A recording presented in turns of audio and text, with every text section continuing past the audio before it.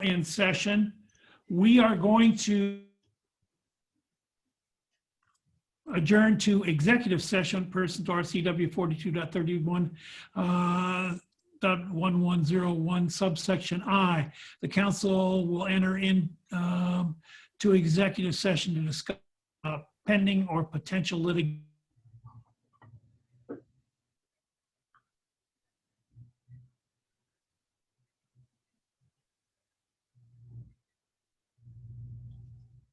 I think the mayor froze up there, so I'll just read it off really quickly so we can go to exec session. Pursuant to RCW 4230.110.1I, the council will enter into executive session to discuss pending or potential litigation. And pursuant to RCW 4230.110.1H, the council will stay in executive session to evaluate the qualifications of the candidate for appointment to elective office. So with that, we are going to adjourn to executive session. We expect to come back around 7 o'clock.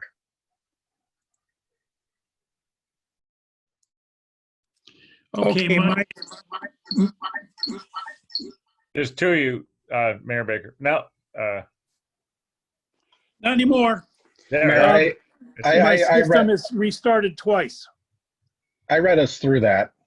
If we're ready to go to executive session. Great. Let's adjourn to executive session. We expect executive session to last for 1.5 hours.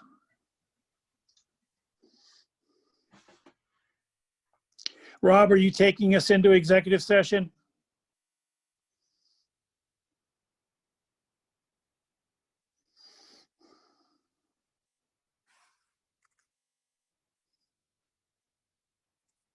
Do we stay on this channel? Yeah, you see, I don't think so. No, you don't. Rob should have sent a separate link, Okay, executive session. So find that link and sign off here. thank you. Mhm.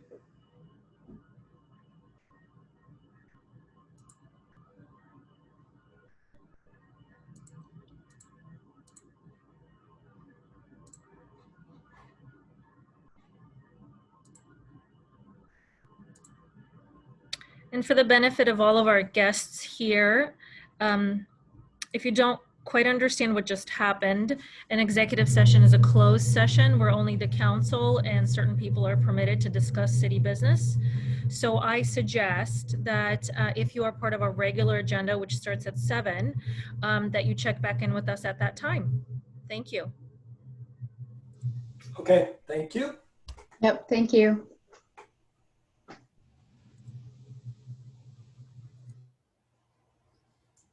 Anastasia, I do not see anything for Mr. Carlonzi.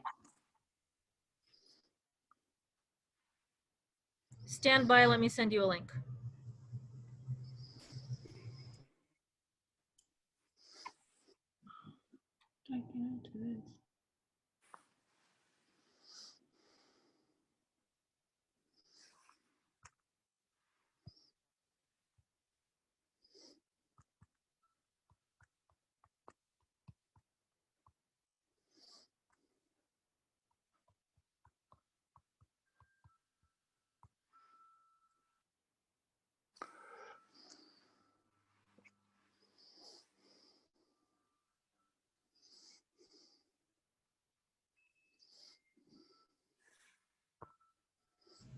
I just forwarded you a calendar invitation.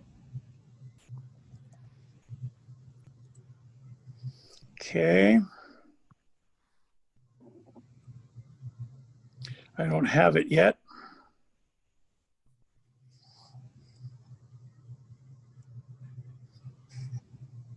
I'm going to post it in your Teams as well. In Teams? As well, just as a contingency. This is not a Zoom meeting? It is a Zoom meeting. I'm just sending you the link via Teams as well. Okay.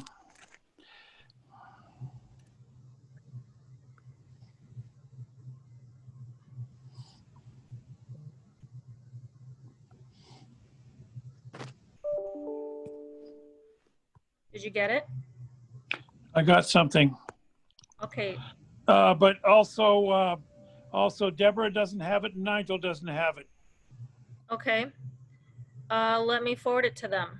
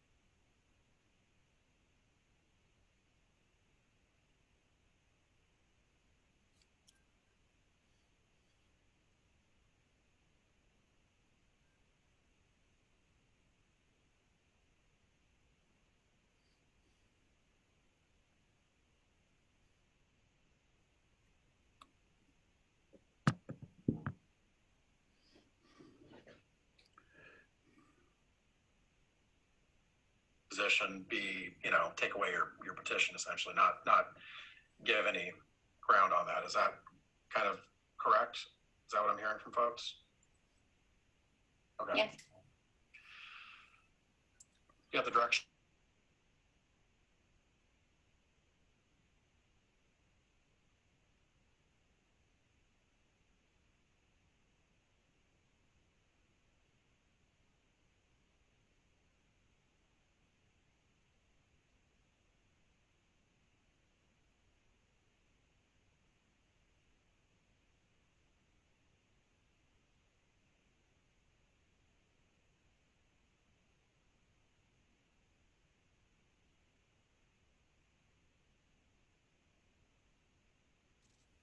Well, I'm hoping I can quickly talk about the displays really quick. Yep. We can cover it pretty quick. The main thing is we don't have a Hold on, policy, hold on, and time we need out. you to. Time out. Mayor Baker, we can hear you.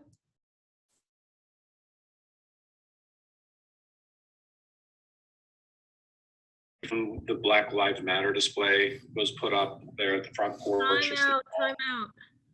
And Time out. Mayor Baker, we can hear you. I can hear you. Don't, Okay. yeah, go ahead, Rob. Rob, go ahead. right. Hold on. I can hear you and open in the right. Hold on. Are you still in executive session? Yes. Yeah. Okay, so if you're in executive session, you just came out of executive session.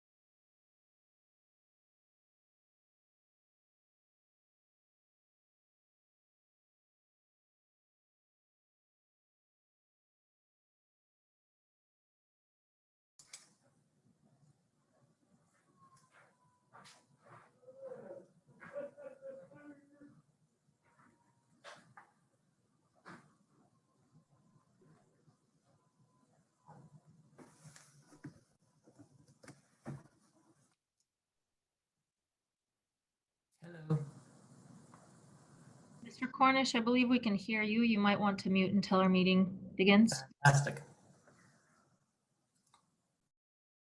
And I also suggest turning your video off until we cue you into the presentation. Thank you.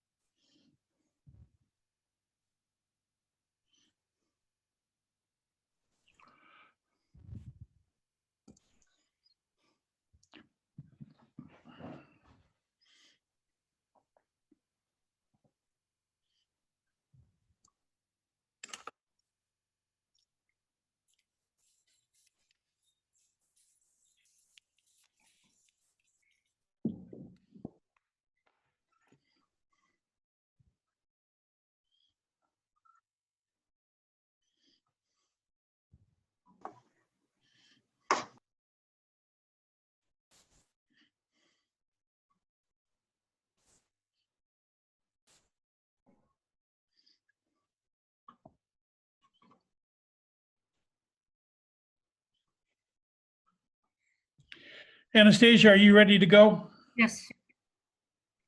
We are.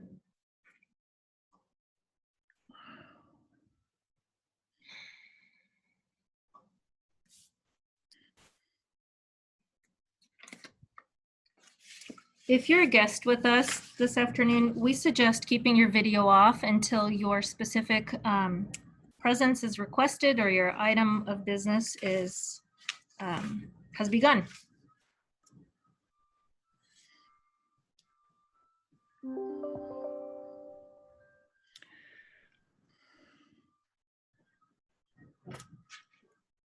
All right, so I have one that says 7, I have one that says 6:59, and 7 o'clock it is. Kenmore City Council is now in session. We are going to adjourn from our executive session. And will the clerk please take the roll? Councilmember O'Kane, Here. Councilmember Marshall, Present. Councilmember File, Present. Councilmember Curtis, Present. Deputy Mayor Herbig, Here. Mayor Baker, Here. Councilmember Shrubnik. Here. All right, if you will please join me in the flag salute. I pledge allegiance to the flag For of the United States of America and to and the to the republic republic for which it for which it stands, stands, one one nation, nation, under God, under God, indivisible, indivisible, with liberty liberty and and justice justice for all. All right, next item on the agenda is the approval of the agenda. If there are no objections, the agenda will stand approved as written. Next item on the agenda is a presentation. A presentation from Sound Transit, update of ST3 and the bus rapid transit presented by Luke Lamond, Governmental and Community Relations Corridor Manager, and Paul Cornish, BRT Project Director with Sound Transit. Gentlemen, how are you? We're fantastic, and we appreciate you having us here tonight. I'm here Yeah. at the presentation, and I have Luke. Luke is running the controls from Ballard, so hopefully we can keep that coordinated. And I was looking at the last presentation when we were here last, and it was December 9th of 2019. So Wow, pretty close. a year ago. And a lot of things have changed since I was here last time, which I wanted to talk about. And then I also want to talk about what we have been doing with the 522-145th BRT and leave some room for discussion as well. And I think Luke has a PowerPoint he's going to run. I'll get that going. Mayor Baker, Deputy Mayor Herbig, council members, thank you so much for having us. Bear with me for just a moment while I get this loaded up.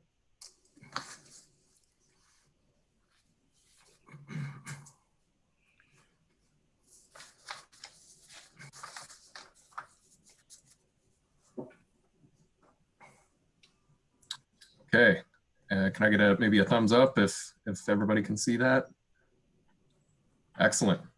You can see I it. will now put myself on mute, and Paul, hand the controls to you. Oh, I have the controls? Oh, sorry. Not literally, figuratively. I'll go through the PowerPoint. Okay, so we can go to the second slide. So again, I want to briefly touch on the Sound Transit Program realignment, and Mayor Baker might have something to add to do as well. I know he's diligently working with our other board members on this. I'd like to give you an update on where we're at with the BRT, and then save some room for discussion at the end. If that is okay, that's what I like to do. So how about the next slide, Luke? So, you know, the big thing that's changed since I was here last year is COVID-19 and the global pandemic, and this has affected Sound Transit just as it has probably the city of Kenmore and all of our partner agencies. You know, we have some very obvious observations. Our ridership is down, particularly in March and April. It's slowly coming back, but those ridership numbers are still down. Our revenue is down as well. We're not quite sure what the long-term plan is on the downturn in the revenues, and that is what basically our realignment program is about. How do we, what's the best way to work with this? I'm not quite sure if there's other stimulus money coming, if there's going to be some congressional money, how long this recession will last, and what the long-term impacts will be. But that is basically the nutshell of what our board is going through our what we call our realignment process, which is the next slide. So basically the board is going through looking at the projections. Do we need to modify any of our projects? Do we need to delay any of these projects? Do we need to start them a little later? Do we need to maybe phase some of the projects? And this slide in front of you, and I won't go through the whole thing, this is basically the criteria that that the board is using as they reevaluate the ST3 program. How many riders will the project serve? Do we connect to regional centers? How about social equity, working, focusing on more transit dependent, low income or diverse populations? How long have voters been waiting for a project? Other funding sources available, secured or at risk. As we're talking about grants and partnerships and opportunities with our partner agencies. Is it still working on what we call the high capacity transit spine? Is it a logical next step? Does it make sense to build one piece before the other? And then, like I said before, can we build some of this in phases?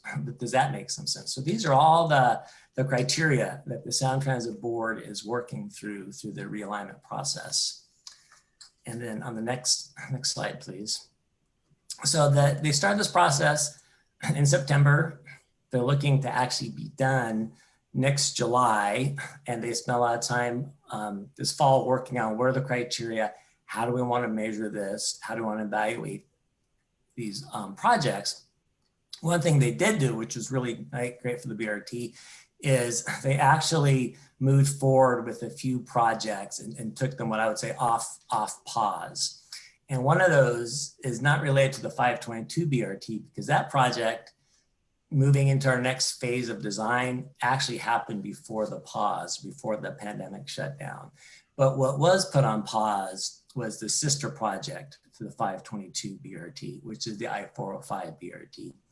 They reached a 10% design level and the environmental work was done, but then to move to 30%, that was placed on pause. But that was placed on pause last spring.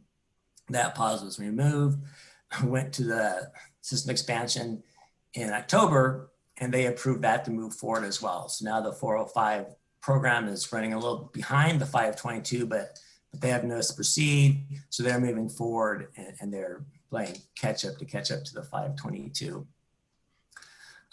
We are adopting our budget, hopefully this month. And then Q1 and Q2 of next spring, the board will continue to make decisions on what projects move forward, ultimately leading into the final realignment program as here's how we're going to address where we are today with funding and revenues and ridership and all of that. So that's a big undertaking, a big heavy lift. Our board's been very diligent about this, and so that's something to follow along with and monitor as we move forward. So how about the next slide, Luke?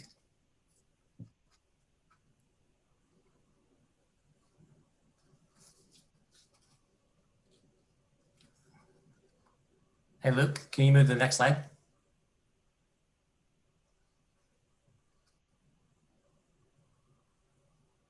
Are we hung up? Well, Luke maybe. Okay.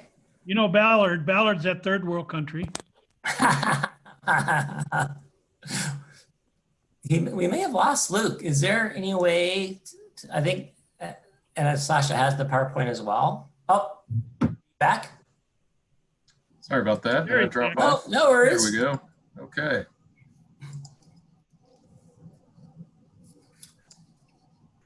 So I think we're about on slide 8 now. 8. Okay.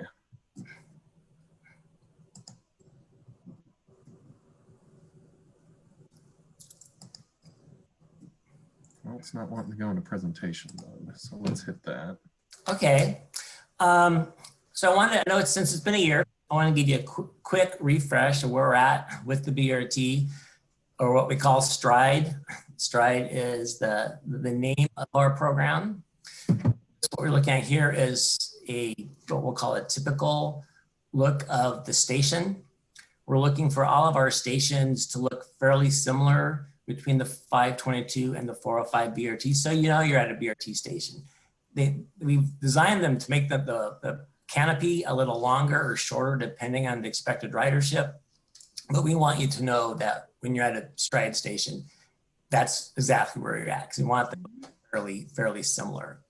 So that's our station concept. And then our next slide.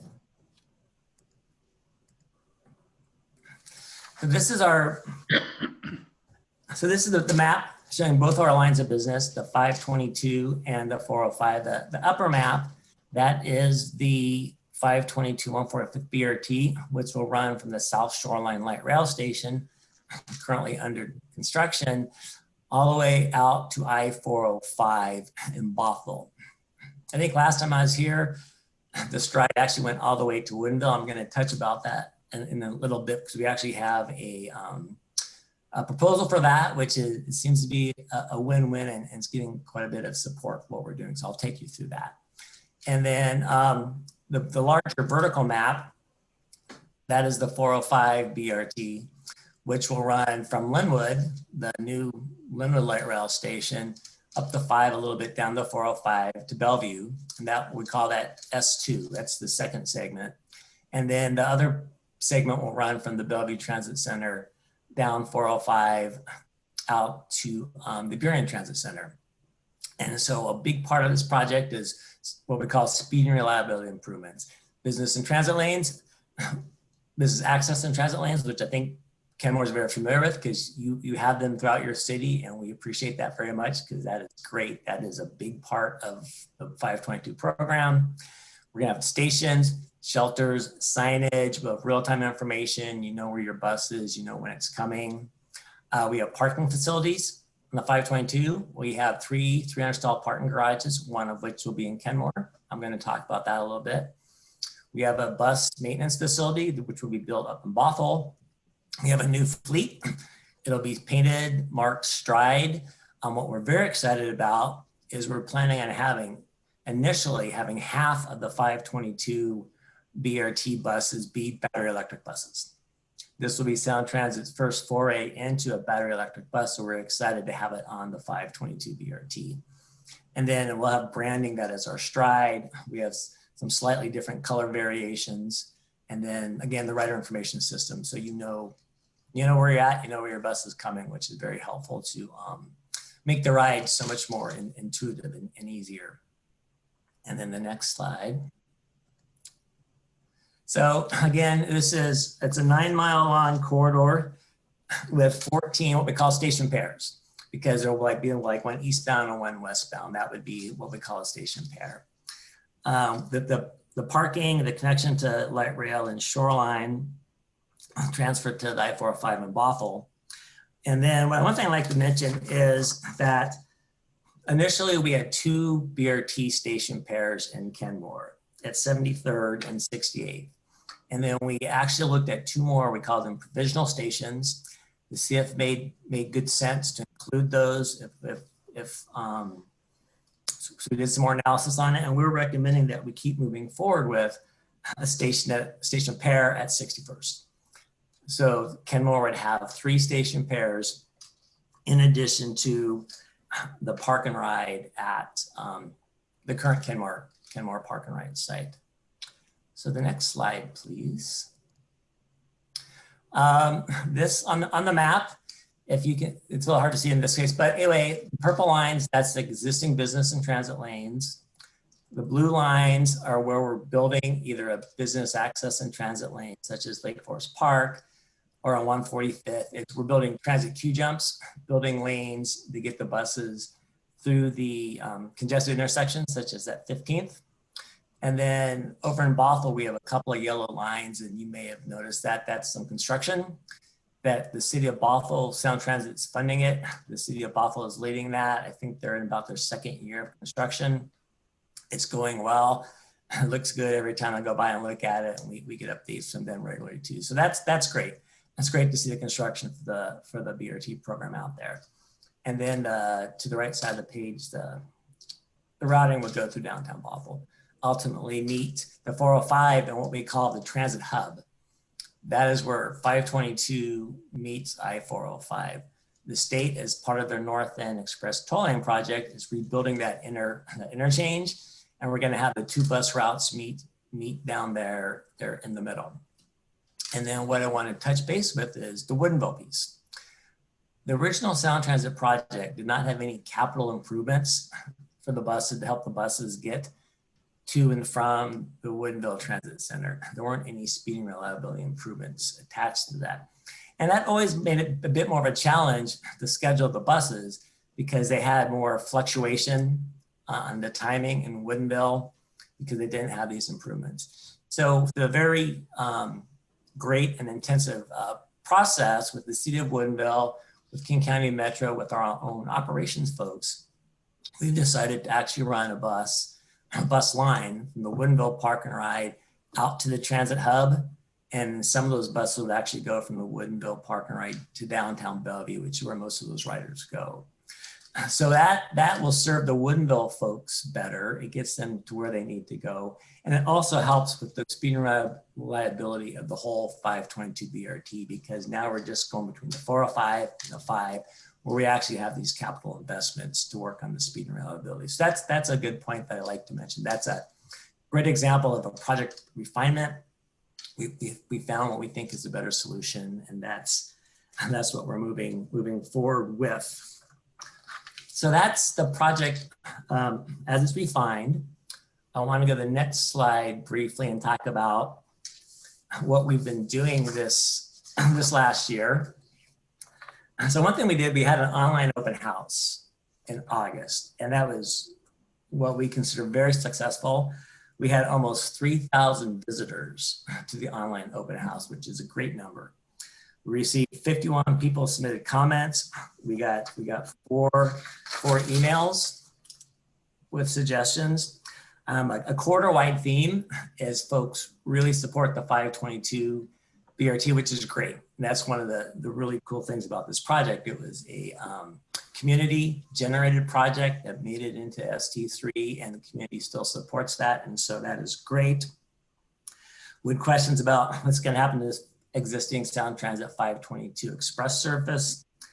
There's lots of support for pedestrian access to the stations, that the last mile aspect of the transit trip. And we have some station access funds in the BRT program, and that is actually a big part of what the interagency group is working through right now, is how do we allocate those station access funds? What makes the most sense? So that is a big group effort that is going through the process right now.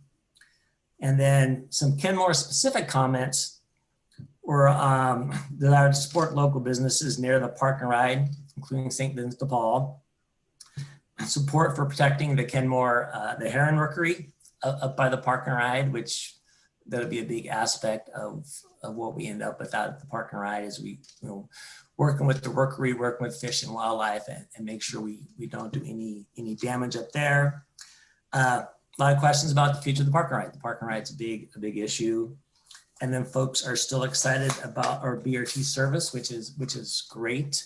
We have a really nice summary of that open house that we provided to your staff. If they haven't sent it on to you, you might want to ask them about that, because there's some really good detailed information that we were able to get from this very successful online open house.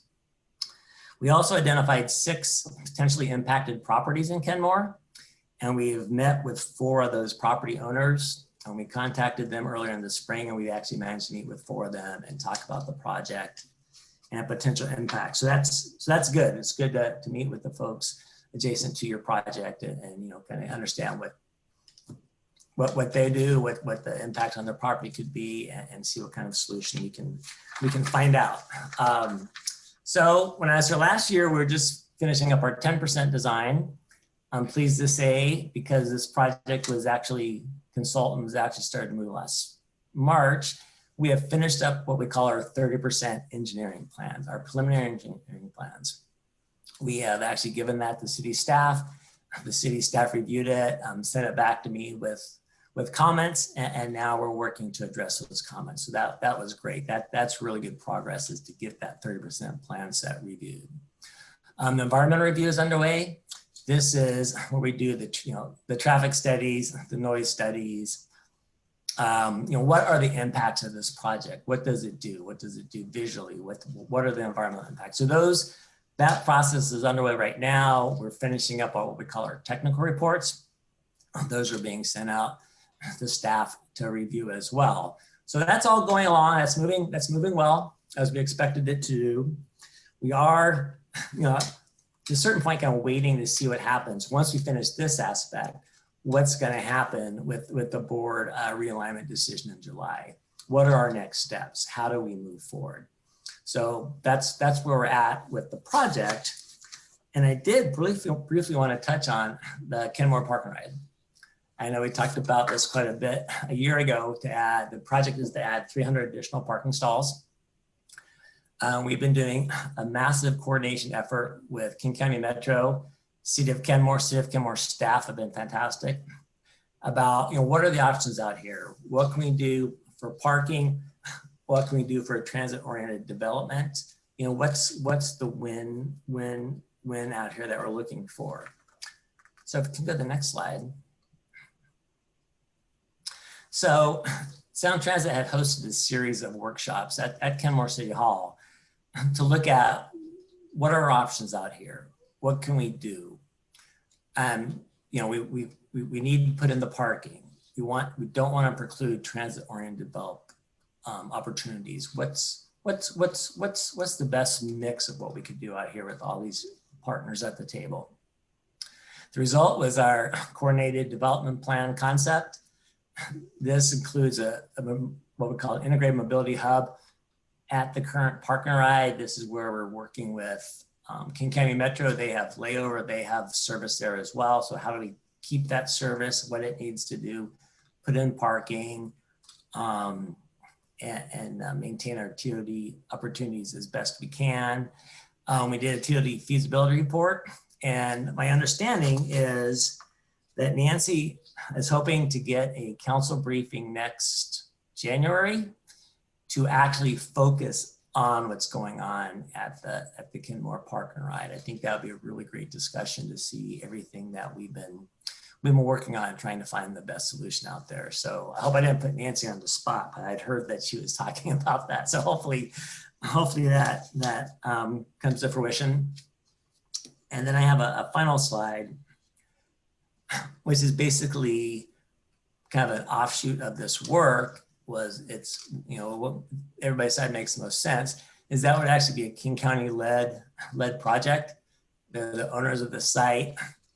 They have a TOD, a transit-oriented development program.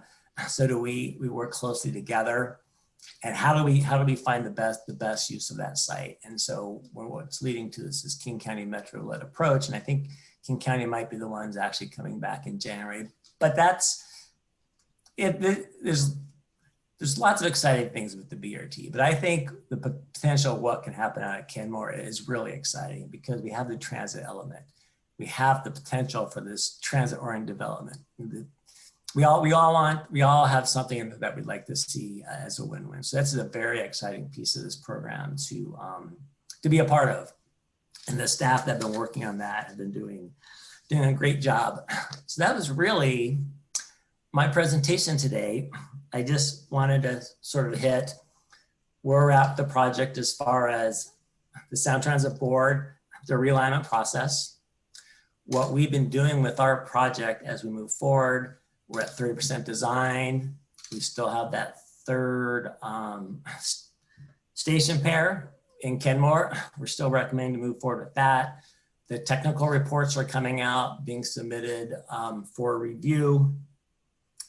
And then everything, this potential at the Kenmore Park and Ride is a very big and exciting piece to this project. And I can't finish out without giving a special shout out to Rob Karlinski, your city manager, and Nancy Owsley. They have been fantastic folks to work with here. Nancy is a very active member of the interagency group.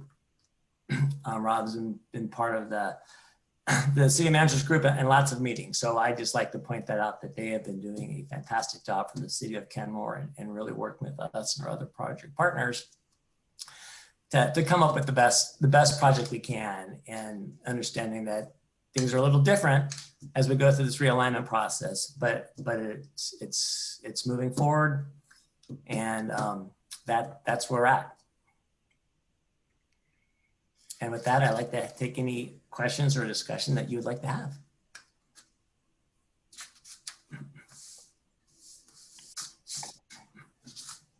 I would also just like to say apologies for losing the slideshow there. I'm not sure what was going on with PowerPoint, but it didn't want to let me get back into slideshow. So if anyone would like me to pull back up one of those graphics, please let me know and I'd be glad to do so.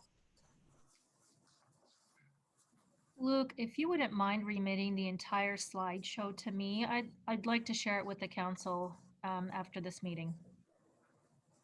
Absolutely.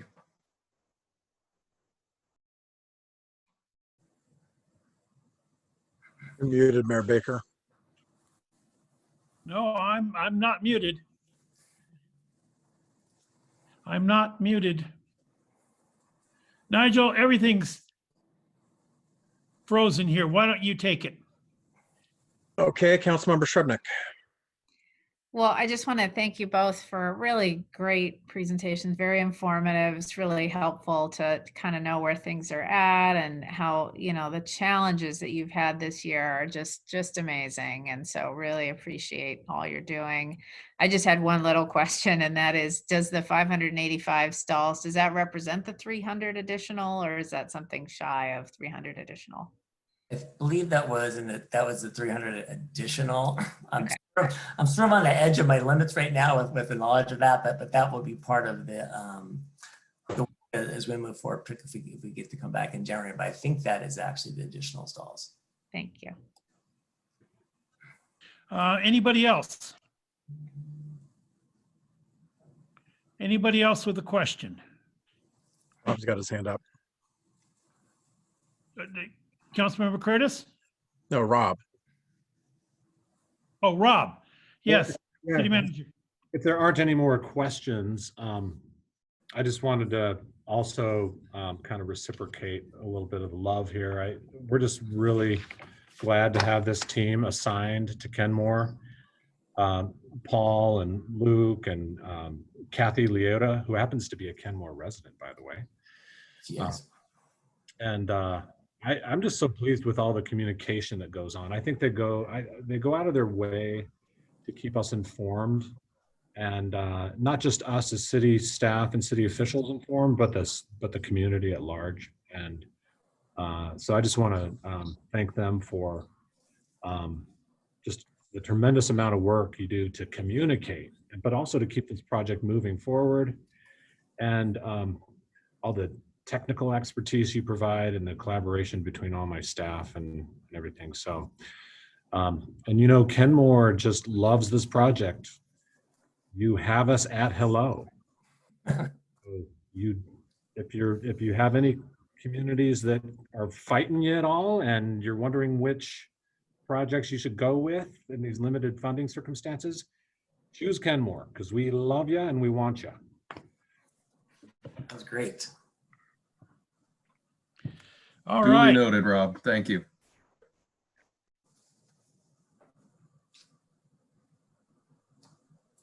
It's like the mayor froze up.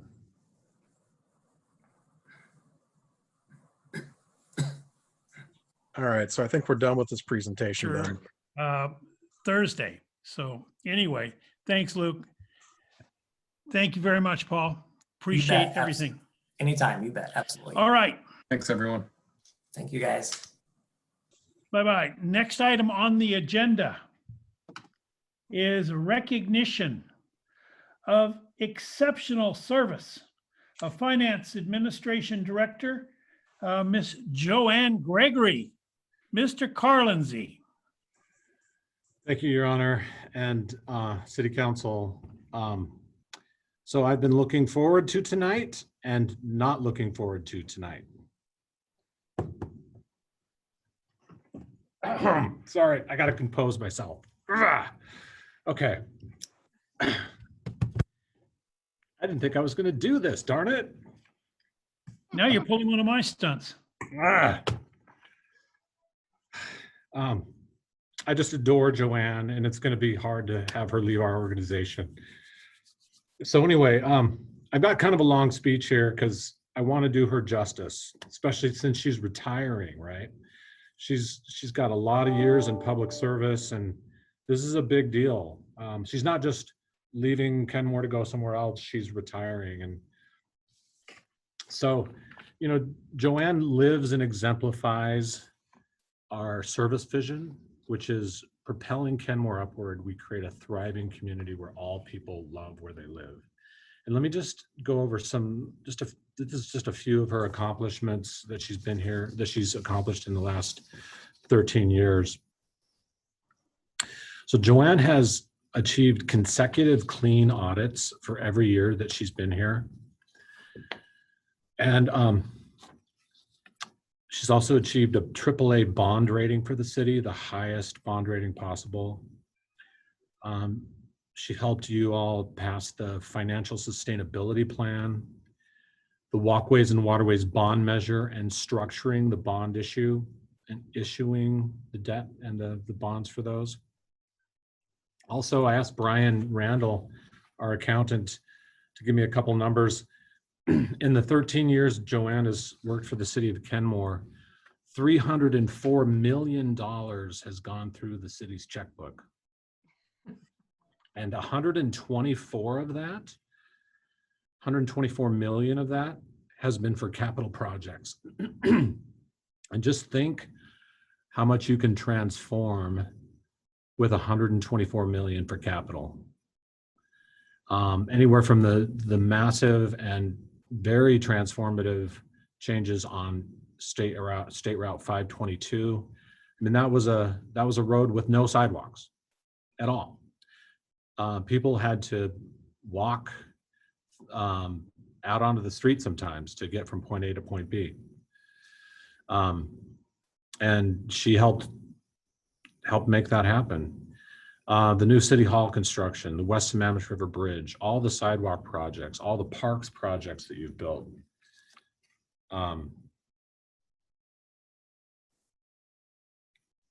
Sorry, did my video turn on? The surface water projects, including new fish-friendly culverts and acquisitions for flood control. And she's administered many millions of dollars in grants for these capital projects. She helped us with the Kenmore Village sale and redevelopment, the hangar in Town Square, the Public Works in-house transition, the new financial system, the information technology plan and strategy. She digitized much of city operations, including paperless council meetings. She implemented priority-based budgeting. She's always helped us achieve balanced budgets and maintain and build strong fund balances. She ran dozens of employee recruitments. She restructured employee health insurance, resulting in cost savings to the city while maximizing value to our employees. She ran our employee wellness programs, saving the city 2% every year on medical insurance premiums. She processed and got approval for many personnel policy updates, including the myriad of changing employee leave and other wage and hour laws. She coordinated many employee trainings for the health and well-being of the organization, including anti-harassment and diversity training. She served as our city's risk manager, representing the city to our insurance risk pool. She's managed our city investments, keeping the city's money safe while ensuring a good rate of return. And just this year, she helped us with the pandemic response. She helped us with the budget cuts, administering the federal grants, dispersing funds to human service agencies and local businesses, modifying personnel rules, and how our employees adapt during this, and much, much more. She's also been able to achieve the Government Finance Officers Distinguished Budget Award every year that she's been here. And she has also been able to achieve the Washington Finance Officers Association Professional Finance Officers Award every year that she's been here. So Joanne has had responsibility for 4 main areas: finance, human resources, IT, and risk management. She's been able to manage all of those things with her and her very small staff that she has. She's always taken on an enormous amount of work without really complaining. And Joanne and I have worked on 5 biennium budgets together now. And those are always stressful times, but also very memorable times. Every time we put a budget together, Joanne is working, she's burning the midnight oil, and she's working nights and weekends to put that massive policy document together. And every year, or every 2 years, it comes together, and it comes together beautifully. And it comes together as a document that you, as the city council, can deliberate on and make policy on. Joanne's been amazing at always wanting to seek for continuous improvement in our organization and trying new things. She's always committed to progress, and she's always jumped in enthusiastically with both feet on things like the Walkways and Waterways initiative. Back then it was called Imagine Kenmore. Also efforts to improve employee engagement and organizational health, and other things like priority-based budgeting. And another thing I've always appreciated, maybe not always appreciated, but definitely needed from Joanne, is she's always been okay with calling BS on me. So she hasn't been afraid to argue with me and say, now wait a second, what are you doing? Or, oh, come on, really? And because of that, we've made better decisions together. And I've always, again, always mostly appreciated that. Looking back, now I'm so glad that I've always appreciated. But she was willing to have those tough conversations and have, you know, those healthy debates that we needed so much in our organization. Joanne sees the best in people and gives them the benefit of the doubt. Albert Einstein said, the most important decision we can make is whether we believe we live in a friendly universe or a hostile universe. I believe Joanne sees this as a friendly universe. Early in my career, I always thought that if I could look back on my career and say, wow, you know, I built a lot of cool things and I got a lot of things done, that's going to make for a successful career.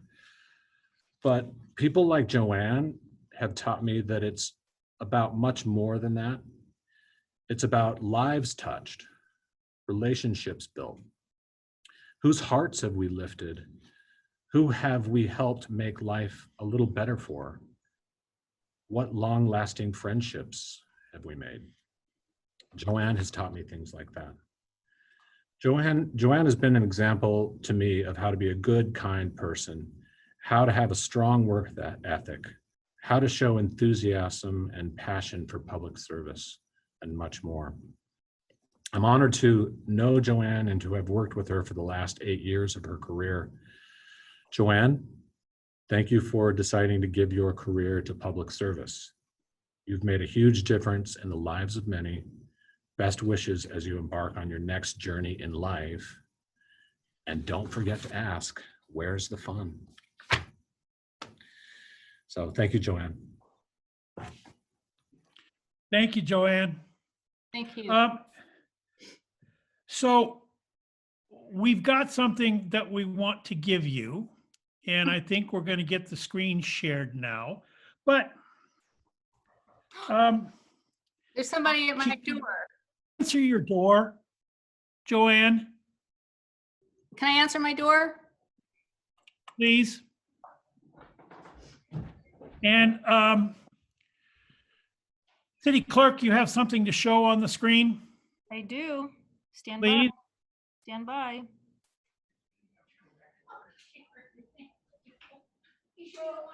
No, I would love to, but. Oh, I'm gonna make. So we have given Joanne Do you see a what? plaque. And the plaque says, Joanne Gregory, Finance Administration Director, the City of Kenmore, in gratitude for your exemplary years of service to our community. Propelling Kenmore upward, you create a thriving community where all people love where they live. And Joanne, we really, really thank you for that. And I hope you're back now. Can you see me? Joanne?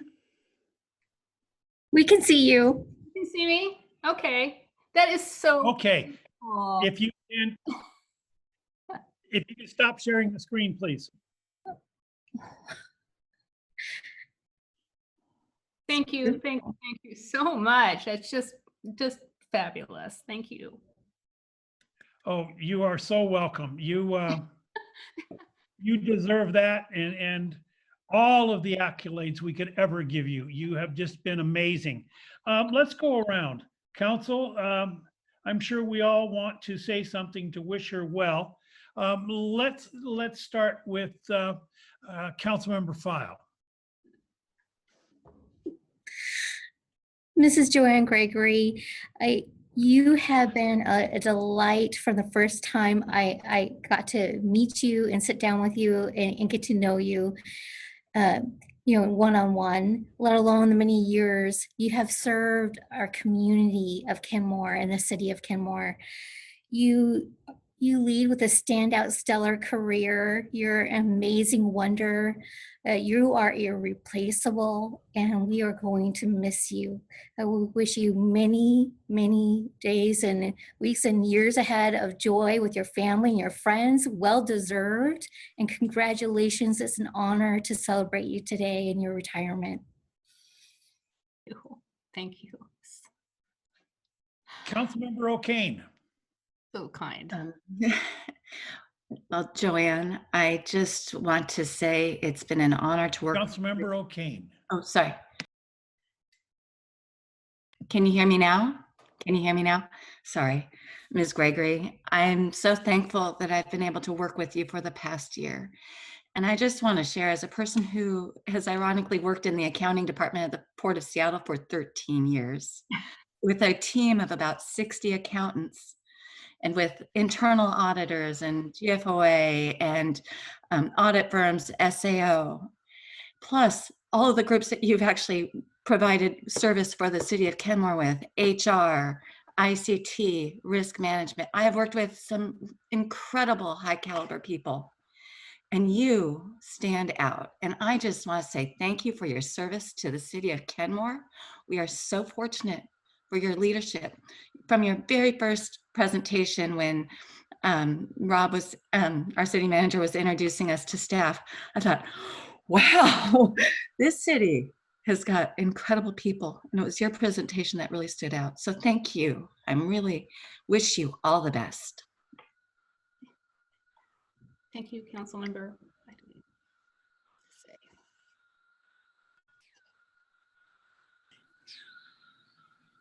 It's overwhelming. And I listened to Rob's words, and I didn't do any of this myself. It was a whole team of guidance from the council, support from Rob, and support from my coworkers. I'm just privileged to have been a part of so many wonderful things in the city. So I do have some prepared words, if this is the right time. We will come to your prepared words, I promise. They're not budget or taxes or anything like Oh, that. that's fine. So let's continue down memory lane here. Let's see, where are we at? Councilmember Marshall. Ms. Joanne Gregory, thank you so much for your years of service. And man, I mean, as was just said, I associate you with the budget mainly, but you do so much more. And you provide such invaluable service in all those different areas and such high accolades. Those clean audits for consecutively, so for the whole doggone time. I mean, that's just amazing. That's great. The budget presentation's always thorough and responsive and upbeat and tireless. I mean, I really, really appreciate them. I know our community does, our public does. So I thank you so much. Have fun. You know, thank you again so much. Councilmember Shrebnick. Well, I also want to thank you for all your years of service. You are absolutely one of those unsung heroes, and today we get to sing just a little bit. And you know you're doing a lot. When you leave, they have to have multiple people to fill the roles that you've been playing. I've just really appreciated your willingness to dig into the financial details, even when we have kind of uninformed questions. I value your tendency to be financially cautious. That's helped us weather all sorts of up and downs, including the pandemic. And most importantly, you do all of the things you do with such grace and a smile and calm demeanor. You will absolutely be missed, and I just wish you a lovely, lovely retirement. Thank you so much. I remember our days with Imagine Kenmore when I first got to know you. Working on that was fun. Council Member Herbig, or Deputy Mayor Herbig, sorry.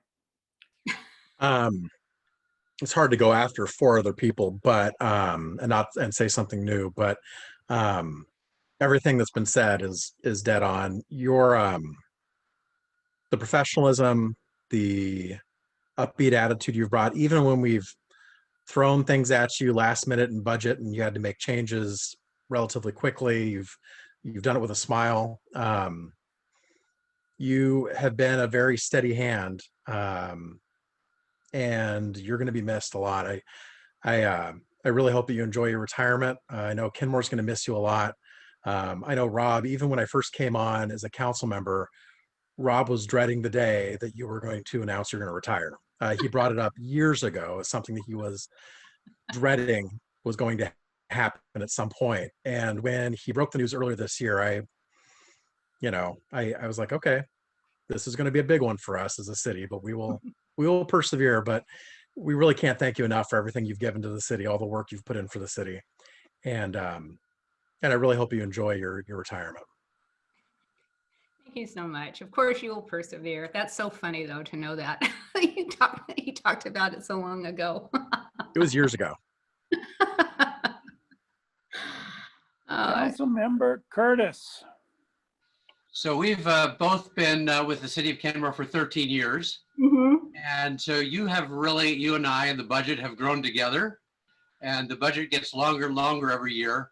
For me, finance is kind of one of my weak areas, but you were able to take something really complicated and you have your assumptions there at the beginning of your book, and everything kind of flows from that and all the different funds, and you're able to keep it clear and concise and explain it and bring up the right questions. And I just appreciated that so much.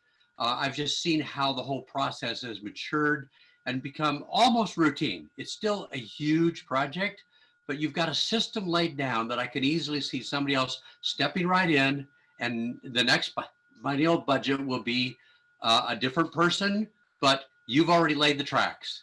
And I also, like somebody else mentioned, that the fact that it's taking 2 people to replace you is pretty impressive.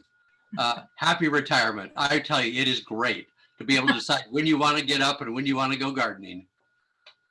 Sounds awesome. Thank you so much. So I remember when you started.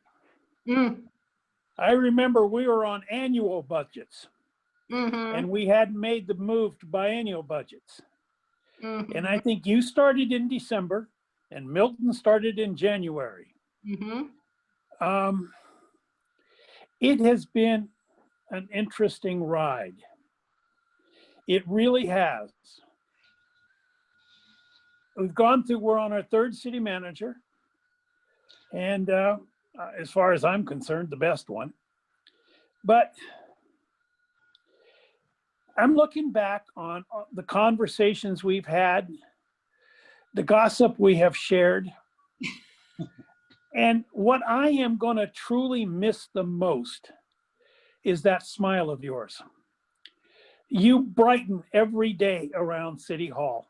You've always got a smile. You've always got wonderful things to say.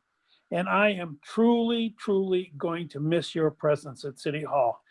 But I know you're going to have a wonderful retirement. I know you got some grandbabies who are going to really love getting to know their grandmother. And in many ways, I envy you. So congratulations, Joanne. Thank you for sharing these years with us. Oh, thank you, Mayor Baker. Thank you for the privilege of working for Kenmore. So now is your turn. Okay. Well, this is hard, but I'm overwhelmed with the kind words and the encouragement, and I thank you so much for that, because as I get ready to transition into this unstructured, mysterious, and daunting world of retirement, I don't know what it's going to be like, and it's a little scary. And when retirement is years off, you dream about the day you don't have to get up and go to work anymore. But then when it's right up on you, it's very emotional. And you can't help but ask yourself, are you ready to do this? Will you still have an identity? Will you still feel valued? Will you still be able to contribute to something that's other than, that's greater than yourself? So I will always treasure your words and appreciate you for all the kindness you've shown me over the years, and not just your expressions tonight, but with gratitude for how you've always treated me during my career here, with respect and active listening, engagement, appreciation. In fact, not just me, but my coworkers too. And you have no idea how much we all are grateful to you for that. So thank you. The 13 years here in Kenmore, it's been the longest period I've ever worked for one employer. And I think I attribute that to the shared vision we've always had for the city and the love of the city, the challenges that we've faced together, accomplishments that we've achieved, and then the upward trajectory we are all traveling together. I'll never forget those words, Rob. And we've been through 2 recessions, an economic boom, successful bond measure, new city hall, 522, new public works operation, and the pandemic, which wasn't on anybody's work plan. There's so much for all of us to be proud of. And I really am privileged to have been a participant in all of this, and just a participant. It's not me, it's been all of us. And there's many, exciting things ahead for the city that I'm sorry I'm gonna miss.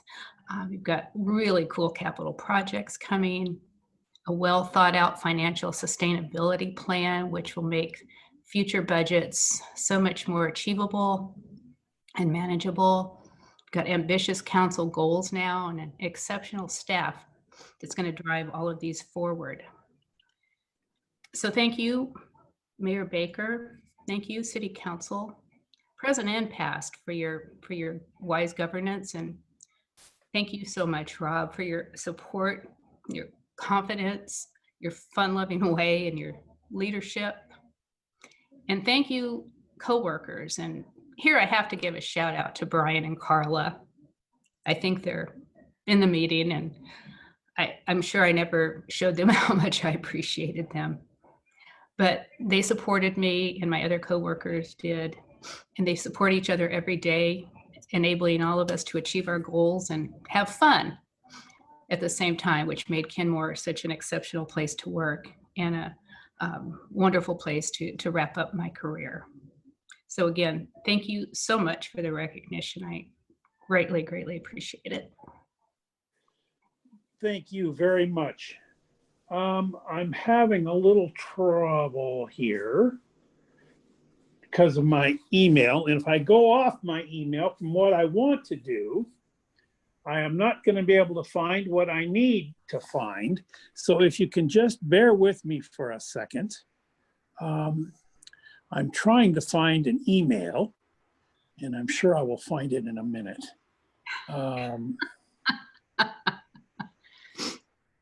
There we go. We found it. All right. Thank you very much. We need to do a screen share now because we've got somebody else. But wouldn't you know it, my computer is dead because I don't have internet access. So I don't know what to do because if I go off this screen, can you hear me still? Yes. You can. Yes. That's Yes. good. That's very, very good. Then I think we've got a chance. All right. Councilmember Curtis. We're going to bid you adieu tonight, but I need to talk about what all we've seen in these last years. You have been part of the economic development strategy. You have participated in economic development programs, including the Kenmore Business Incubator. You were part of the downtown plan implementation and $120 million of new private investment within a block of City Hall since 2014. You are part of the hangar and Town Square. You are part of the lodge at St. Edward Park. You were part of the electric reliability program. And you were a big part of the Kenmore freeway signage. I don't know if you've noticed it, but just before Lake City Way off-ramp coming from downtown, it says Kenmore. And there's a big Kenmore sign over 405 just before we come to the 522 off-ramp. And you've been part of the For Love of Kenmore, resulting in many co-creator love notes to the city, including the longest continuous mural in King County.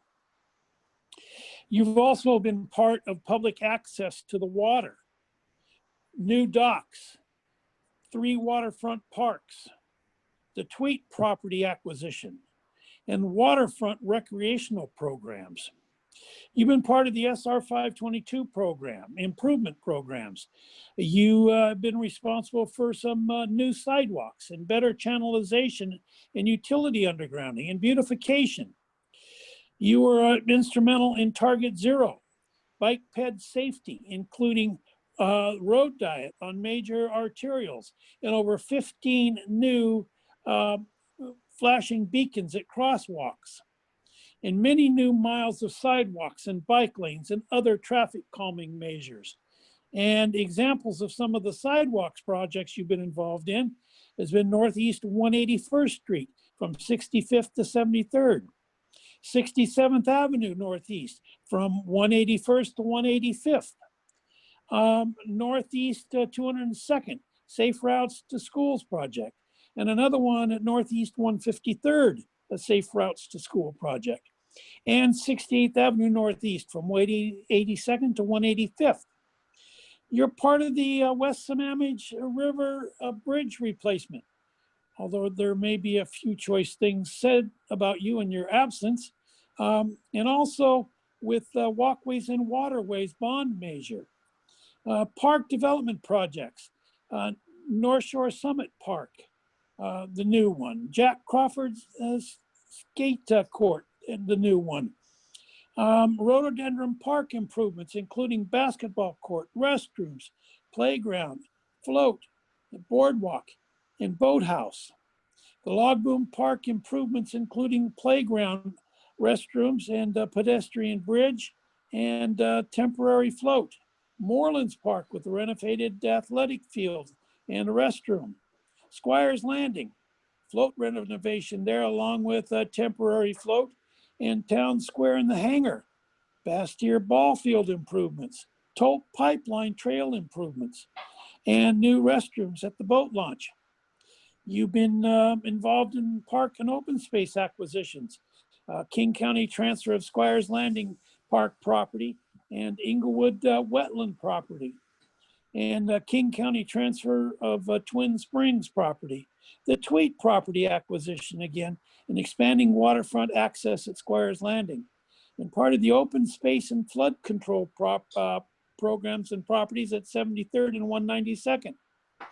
You've also been involved in planning and zoning and other policies adopted, including housing strategy plan adoption and several implementation measures, including manufactured housing project and the revised ADU regulations, critical area regulations, shoreline master plan and shoreline regulations, land use code streamlining project, where over 100 pages have been reduced from our city regulations, and updated all elements of the comp plan, parks and recreation and open space plans, Bastyr master plan, and the new land use zone and community business. You were involved in new city hall construction, bus rapid transit approved on 5/22 as part of the Sound Transit 3 system expansion, and the creation of the North Shore Emergency Management Coalition. You were involved in public works, the in-house transition, financial stability plan, and you were involved in the city receiving a AAA bond rating. And the awards that we've received while you have been part of the council is 5 municipal excellent awards: innovation in cost savings in policing, permit process streamlining, economic development and incubator, coolest city hall, the hangar in Town Square, Puget Sound Regional Council Vision 2040 Award, Governor's Smart Communities Award, and Housing Development Consortium and Municipal Champions Award. You've actually been part of a lot of improvements in Kenmore, and it's no small feat. And most of this while you were maintaining a full-time medical practice. And you really have been a part of this community and you've accomplished quite a bit. I've been very, very proud to serve with you on the council. You're an amazing person. And it really has been a pleasure working with you over these many years. And I know that our friendship is going to continue even after you're off the council.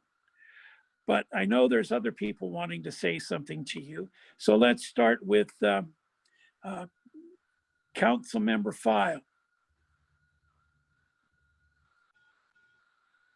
Mr. Milton Curtis, I just want to thank you. It's been a pleasure to get to know you more personally. I've enjoyed working with you directly in our one-on-ones. I can honestly say I'm going to miss your quirky humor and your fun jokes. I really enjoy that about you. And you know, you're someone who's going to keep going and doing and learning and growing, and that's something I admire about you. And I know during this pandemic, your business has really taken off with your Slip Fall Prevention, your LLC. And I wish you many more years of continued success and growth with your business. And I'm happy to have gotten to know you and work with you. Thank you for your service to our community, and thank you to your service to our council. It's been a pleasure. Thank you. Thank you. Councilmember O'Kane. Councilmember Curtis, it's been a pleasure sitting by you on the dais for the past year. I'm trying to think of where to begin, but I will say one of my favorite moments with you was sitting at the oh shoot, the council member forum, the candidate forum last year, when they asked the question about development, and I heard what you said. I said, I want to say exactly what he said. I was so happy to know that I was, you know, if I were elected, I'd be able to sit with someone who had a similar belief and philosophy for the city of Kenmore. And you have contributed so much. It's so hard to follow Mayor Baker. And then another favorite thing of mine with you is your love of coffee and chocolate. And I wanted to share with you today before the meeting, I made my best coffee ever following your melting chocolate process. And it was perfect. So I'm really thankful for all you've given to our community and really wish you all the best. I love that you're following your happiness and what's important for you and the community. So thank you. Thank you. Councilmember Marshall. Wow, and I think just like with Ms. Gregory, you get the recognition or a detail of what else besides the council and reminded what the person has accomplished. And definitely you bring to mind to me, I think, a Renaissance person. You're continuing with the business in the public interest and in the public good with the slip and fall effort. You've been involved in, I'm sure, countless efforts like that on the council. And from what I've seen, always a keen intellect, a principled decision, humor, always principled based upon what you feel is right in the individual circumstances of the matter at hand and the belief at hand, courtesy to everybody else, just a great asset, obviously, to the community. And I really thank you for your years of service and everything you've accomplished, and have fun. Thank you. I will. Councilmember Srebnick. Oh my goodness, is this the last time I get to call you Councilmember Curtis? Oh, well, on and off for over 20 years, we've worked together, first on the Planning Commission and then on the City Council. And, you know, I have so appreciated so many things about you.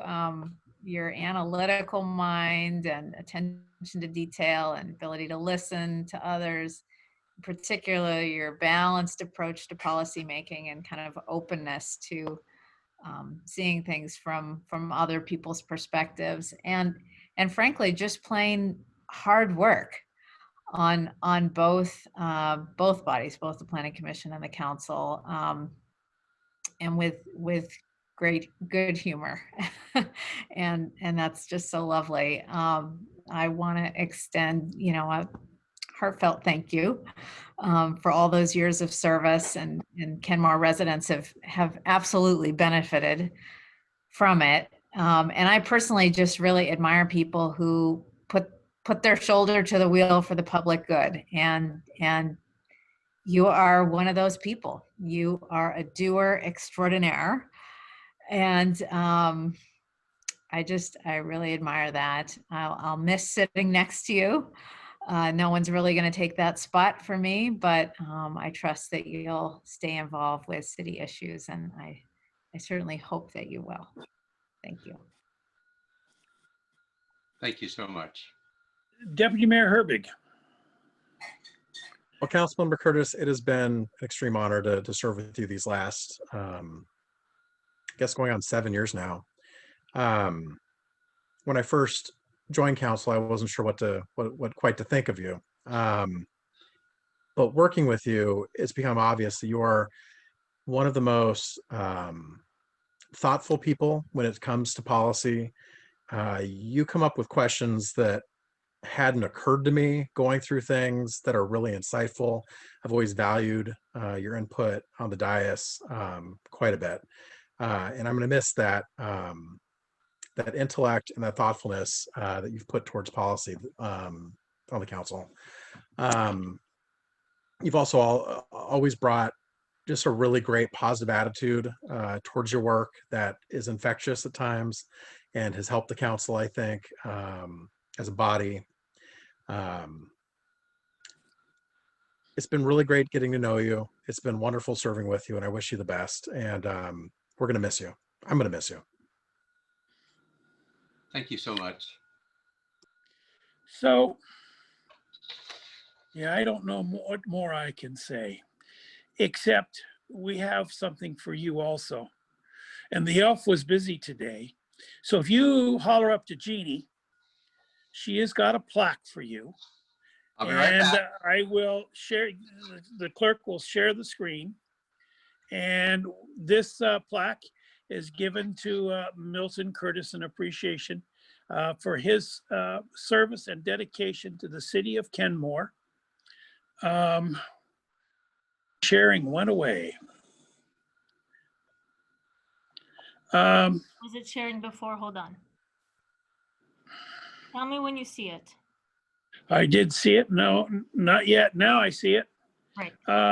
So by serving on both as a council member and as deputy mayor in his tenure from January 1st, 2008 through December 31st, 2020. So I know you're coming back, but he's not back yet because the city manager has got a few words. So there he is. Here we go. So my office is in the basement, so I had to run upstairs and get it. I know, but you're fit, so you can do that because you got all the time working in the yard. City manager's got a few things he would like to say. Yeah, thank you, Mayor. Appreciate that. Milton, you've just been so fun to work with, and you were among the first 7 council members that decided to take a chance on me and hire me and bring me to Kenmore. So thank you for that leap of faith and being one of the council members that hired me in the first place. That means a lot to me, and I'll always be grateful for that. You council members may or may not know how much influence you have on employee morale. You really help set the tone for the organization. And Councilmember Curtis has been one of those extremely supportive, upbeat council members that has meant a lot to the coworkers. All of my coworkers has just appreciated the support and the kindness and the enthusiasm you have for what we do. So thank you so much for that. I've also appreciated how you've appreciated your role as a policymaker and governing and understanding the difference between policy and operations, and putting the trust in me and my coworkers to do our jobs and letting us do our jobs. And giving us a chance to help you do your jobs and helping you make good policy decisions. There's an attribute about you that I really admire, and that's, I think the best word for it is humility. You're someone who definitely exhibits that attribute through your desire to learn, your desire to welcome new ideas, your willingness to be persuaded, right? Sometimes we like to think, oh, this is the way, and if I change my mind, I'll look silly or whatever. You don't have that pride about you that gets in the way. You have a humility about you that goes, oh, I just heard something new that helps me make a better decision. Okay, I can shift my decision a little bit. And you've also been so supportive of how, even if you were maybe in the no vote, but a majority went a different direction than you were always supportive of what the majority went with. You didn't go and backbite later or anything like that. You realized that it was a majority, even if you were in the minority, and you went on and you didn't hold any grudges. So it's been just wonderful, and I've learned a lot from you. I also remember when I first came on, you were primary care physician, and then you got promoted to medical director in the Evergreen Health System. And our 2 jobs had a lot of similarities, you remember? And we were constantly comparing notes, and you were telling me what you were learning about leadership, and I was telling you what I knew, and we both kind of learned and grew off each other through that experience. And you've just been a mentor to me. I've always watched how you carry yourself and how you lead. And it's been a wonderful example to me and something for me to aspire to. So thank you. Like the council members have all said, it's been an honor to know you, and I'm grateful that you've been willing to give so much of your time to this city. So thank you. Thank you so much. Now, you're always going to be Dr. Curtis to me. I'm sorry about that. But do you have anything else you want to say? I do. I have also prepared some statements. By the way, I think you missed the fact that we did the tree ordinance 3 times already. Yes, we did do the tree ordinance 3 times. I don't remember hearing that on your list. So I think it wasn't. I think it's something to be forgotten about. So my goal is always to make things better than if I weren't there and to make a positive difference in the world. I hope to leave a legacy that will benefit my children and grandchildren and all of the families of Kenmore. My overriding principle that affected everything else we did was to keep and to build Kenmore as a family-friendly city. I think with the cooperation of the council and city staff, we have done that by pursuing certain things and resisting other things.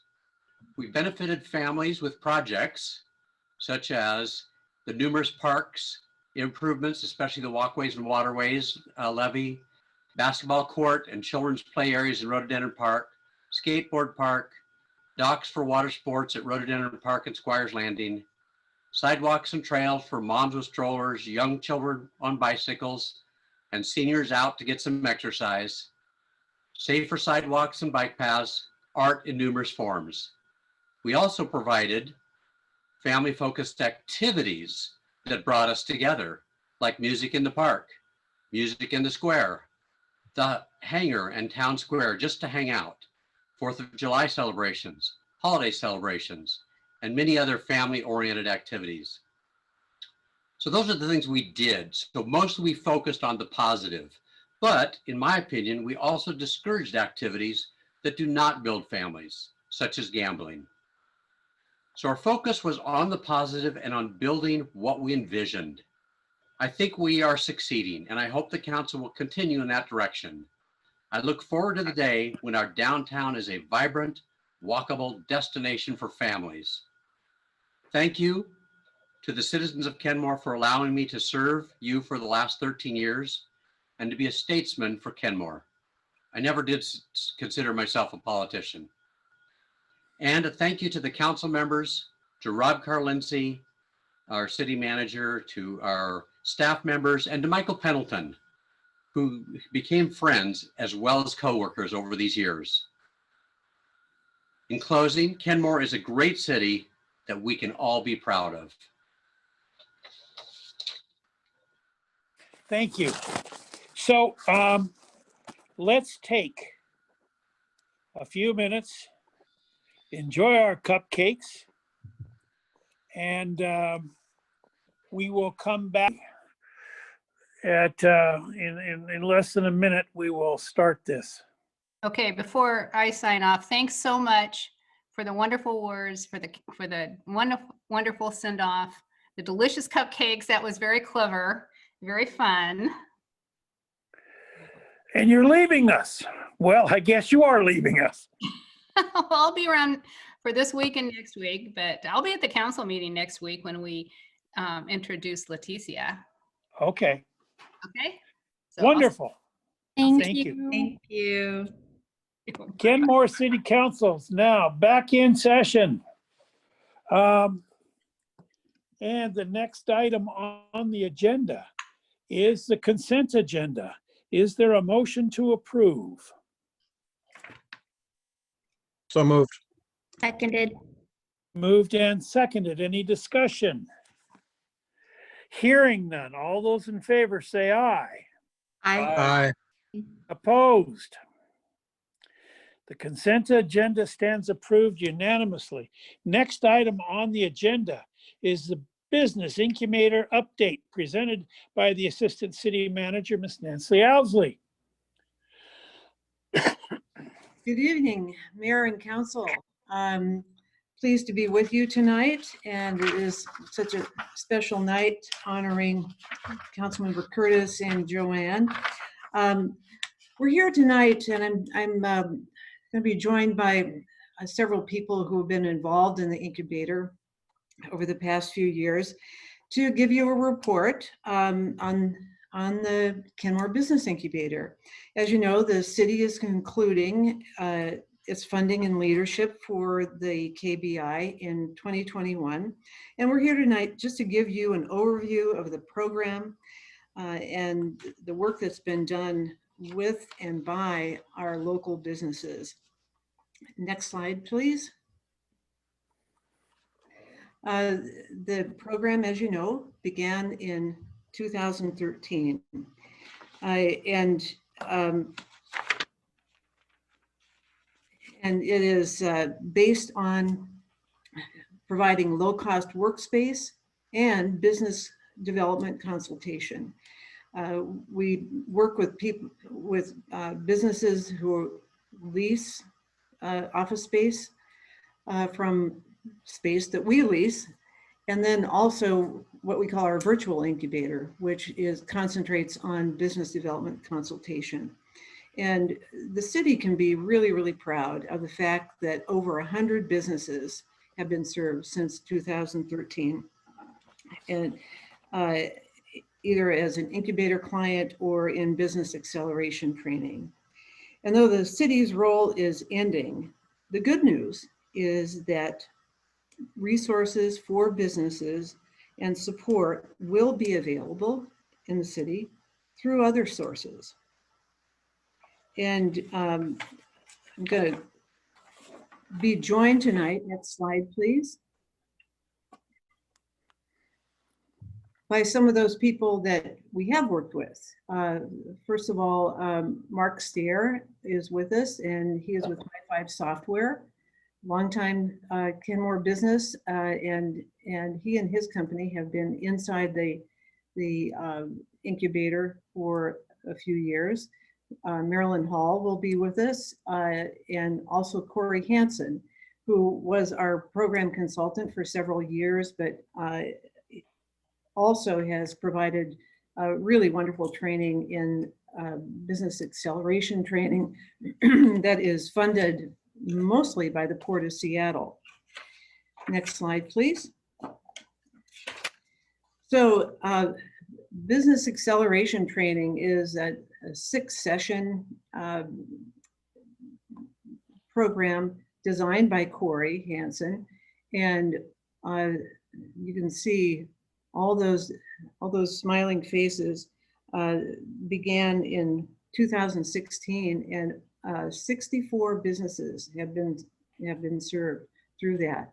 And if you see that fall of 2017 class, you'll maybe recognize a certain council member and his son as members of that class.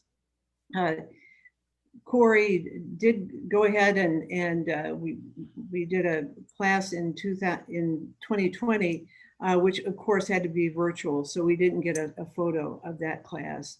But Anastasia, if you could let Corey activate his mic for a minute or so, he can talk about the work that he has done. Let's see, is he on the panelist sheet? Can you hear me? We can. Very Yes. good. So Great. thank you very much. I was looking back, and it's been 5.5 years or so since Nancy approached me after I was asked to volunteer to help some of the clients at the incubator, and then she did some magic and got me to come on as a consultant. I really appreciate that. And I appreciate the council for helping so many people in Kenmore.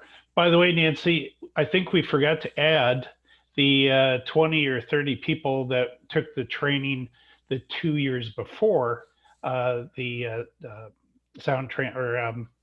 port was involved. So, and I'm happy to report that there have been many, many people who have called back and who've asked for help and are growing their businesses in Kenmore and the surrounding area because of the support of the city and particularly the leadership council.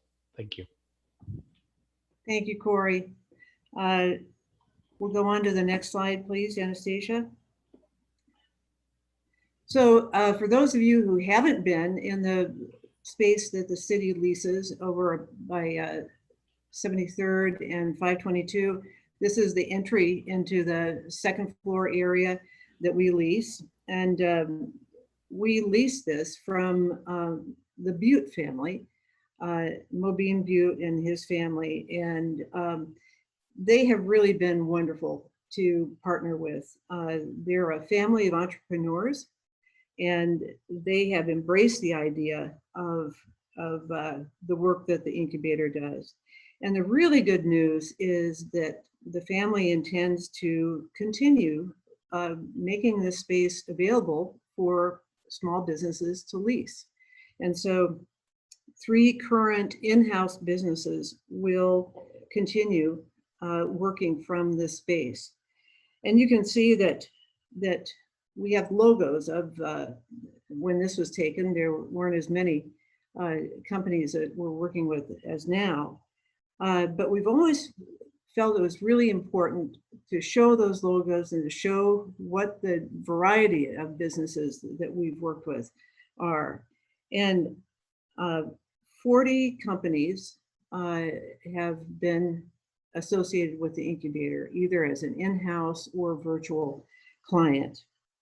And I got to give a shout out to Mayor David Baker, who was a real advocate for this program from the very beginning, having met some kind of startup tech companies, and one of them happened to be the first company that was in the space.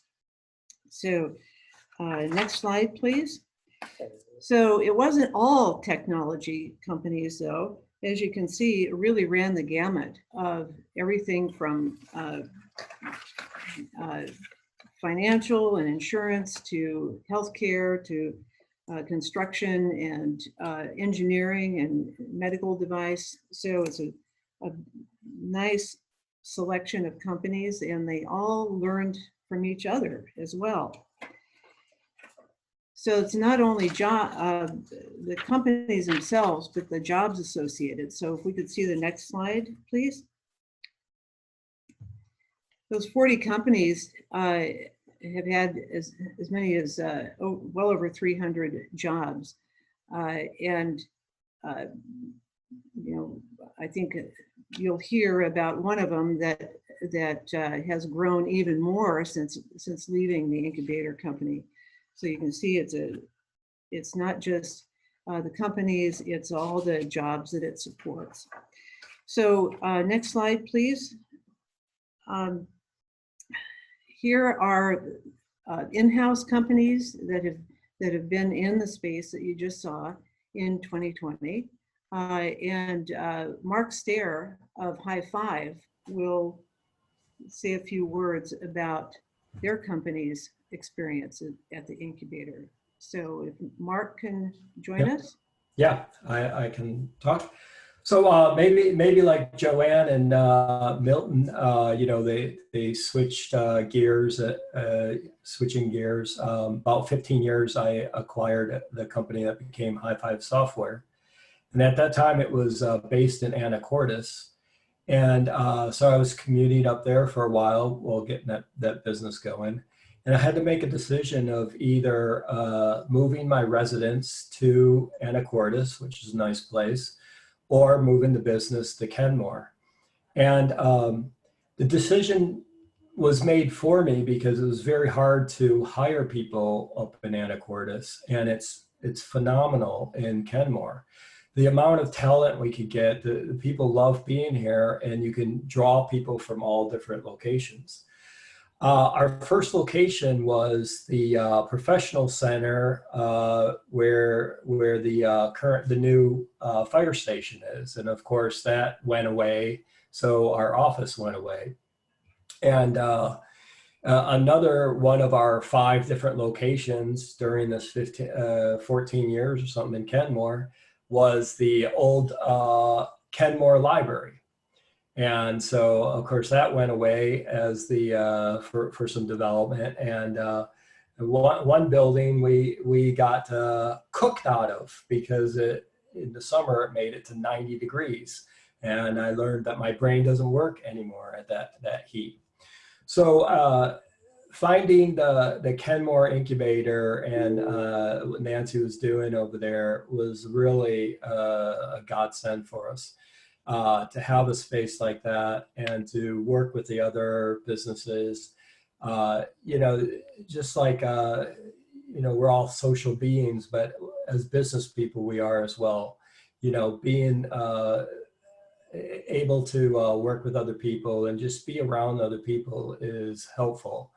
And, I'd like to say that, I've been in Kenmore longer than Kenmore has been Kenmore.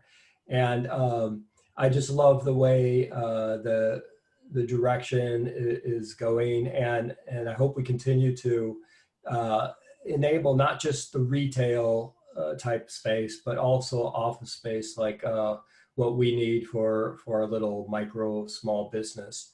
And the Kenmore Business Incubator was great for that. And I'm really looking forward to continuing that on with some of the other people there to have that space available and continue to have that sort of business social capability that we've got there. And we're going to be trying to recruit other companies into that space. So of course, if you know anybody that needs some small bits of space, please let us know, and we'll try to accommodate them any way we can. Thanks a lot, Mark. Been great working with you. Next slide, please. I want to show you some of the other companies that occupied space in the incubator. Many of them are still operating in Kenmore. Mectron is someone who helped brief the council a couple of years ago, and they're close by in some industrial space. So, and then next slide, please. Then we have a bunch of virtual incubator companies, and Marilyn Hall is going to join us now because she joined us as program consultant earlier this year. And so you can see it's a little bit smaller group of companies right now, but they're all very agile and committed companies. And so, Marilyn, would you like to say a couple of words about the work that you've been doing with the companies?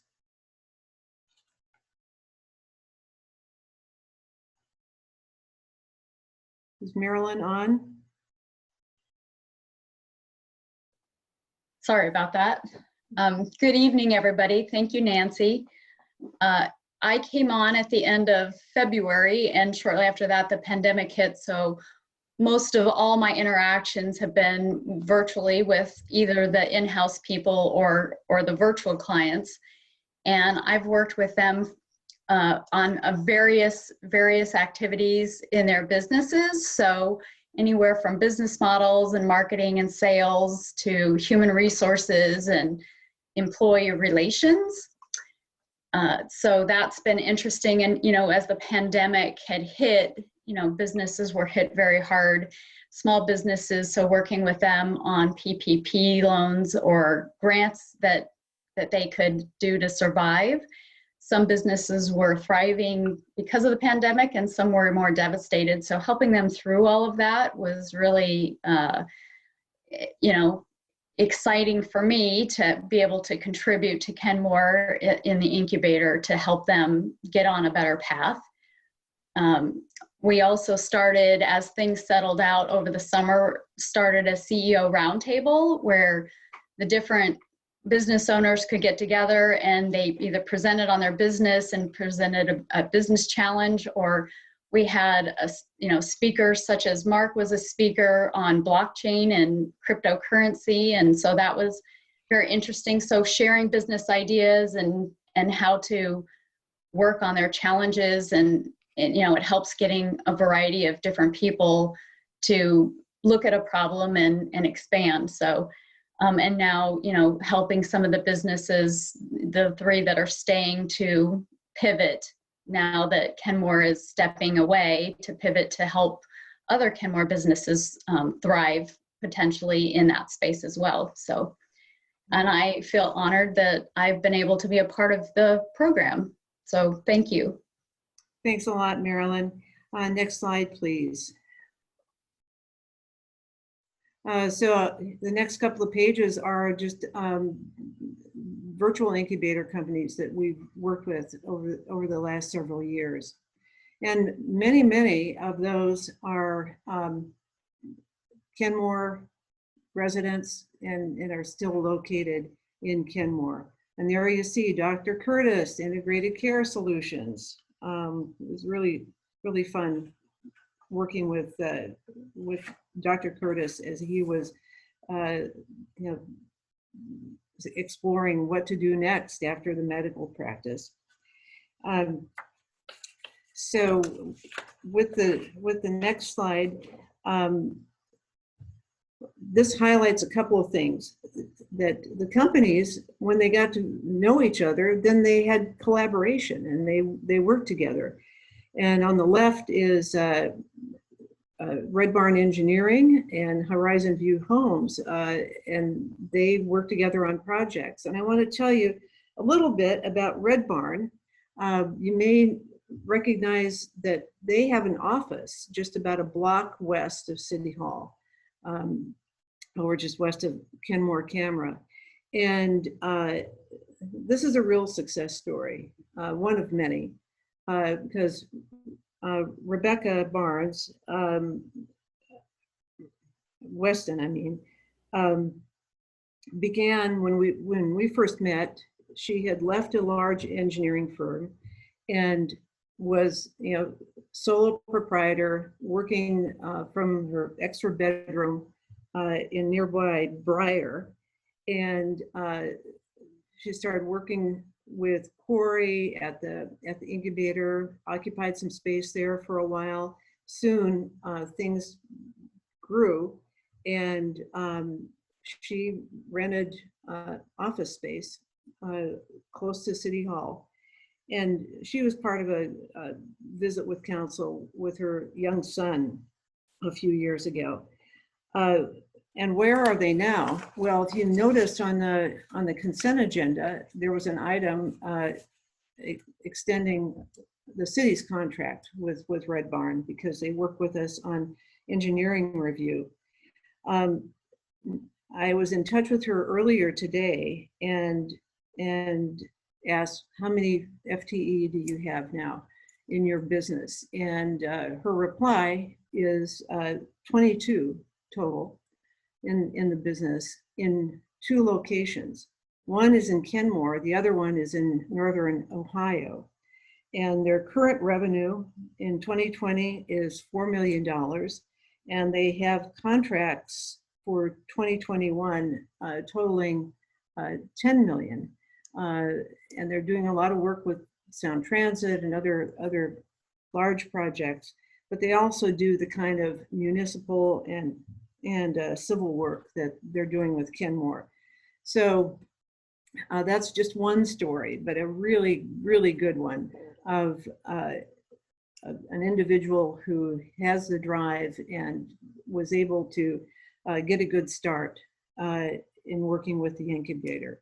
The other thing that's happened is that the word has kind of gotten out about Kenmore having this program. And so we would hear from cities, large and small, about how did you get this started? And Auburn got a new one started themselves using some of their Port of Seattle grant money, and then other smaller cities have collaborated with us too. And then there's this small city called Seattle, and that the picture on the right is members of their economic development staff who visited with us a couple of years ago. So next slide, please. And final slide is just to show you what things look like when we began leasing that space at 73rd and 522. And now we're in smack dab in the middle of cool Brew Row in Kenmore. And I really want to thank the council for taking the leap to establish the program to begin with. And it's been really our privilege to work with all of the businesses that we've had the opportunity to get to know. And thank you to the city. Thank you to our great program consultants like Corey and Marilyn. And thank you mostly to the businesses who have a dream and have a great idea and have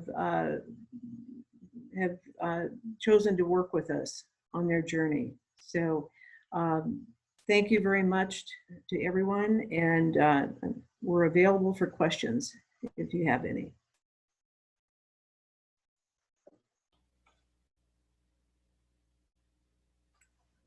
Okay, thank you. I just have a comment. Is that okay, Your Honor?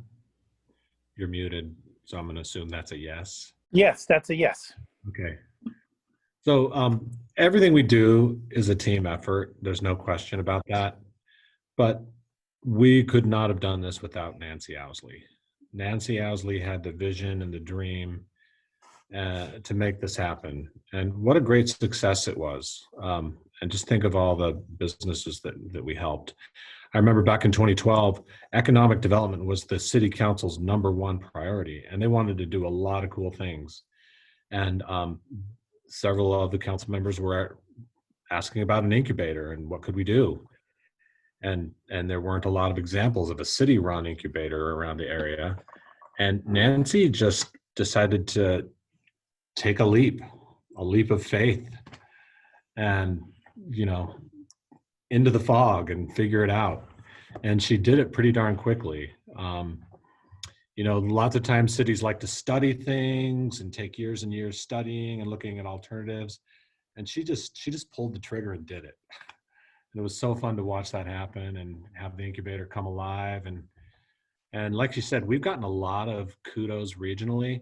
There's been a lot of qualitative benefits from that incubator. It's like a beacon out into the business world saying, we welcome our businesses, we roll out the red carpet, and then we got a lot of cool factor and cachet from our neighboring cities and stuff. So anyway, thank you, Nancy. Awesome job. No, thanks, council. Thank you, Nancy. Corey, Marilyn, and Mark. Thanks a lot. Thank you. Thank you. All right. We're not going away. We're just going into a new phase. That's right. Okay. Next item on the agenda.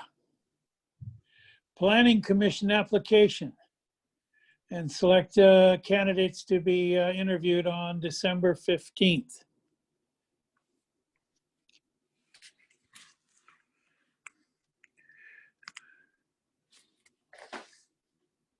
Mr. City Manager? Yes. Yes. I'm not certain that we have made much headway in the selection of the candidates to be interviewed on the 15th. For Planning Commission. Yeah, for Planning Commission. So we will probably be carrying that through till the 15th. Since we cannot do it on executive session, we will do it in open session. That's right. I believe you have about 17 applicants, yes. And yes. Tonight you can say, you can whittle it down if you want. We can. And you can, the purpose of tonight is to get it down to a list of candidates that you want to interview on the 15th. Right. So, opening that discussion, does anybody want to start this out? We are going to go through and see which candidates we want to move through to the interview process. Now,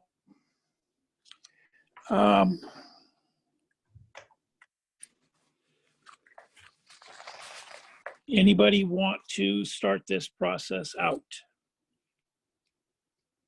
Yes, Councilmember Shrubnik. Oh, a bunch of us said yes, thank you. Okay. Sure. Yeah, I think staff had kind of suggested we express our top three in rationale, and I'm happy to do that. I looked out, we had a great set of candidates. Fantastic. I was blown away. It was really hard to whittle it down, but I looked at things like volunteering in Kenmore, duration in Kenmore, and diversity as well, and whether they would kind of fill a gap on the planning commission as well. So the folks that rose to the top, are we supposed to say names? I think we can, right? To see if we kind of have some. Mrs. City Attorney. Yes, we can say names. Absolutely. This is definitely the time for that.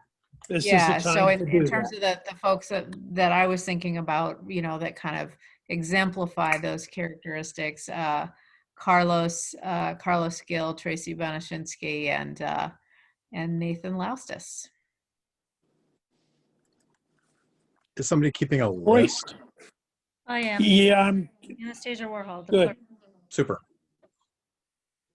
Please repeat your last nominee, Councilmember Shrubnik. Nathan. Thank you. All right. My computer is out. I don't have internet, and I'm not sure what's going on. So who would like to go next? I'm not seeing any hands. And I'm looking for hands. Deputy Mayor.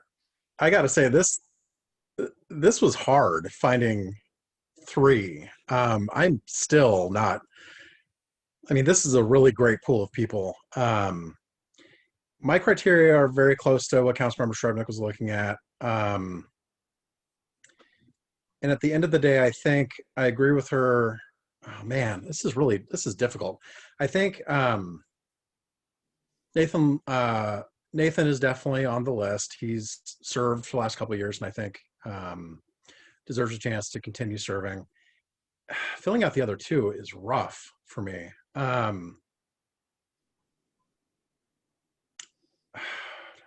This is really difficult.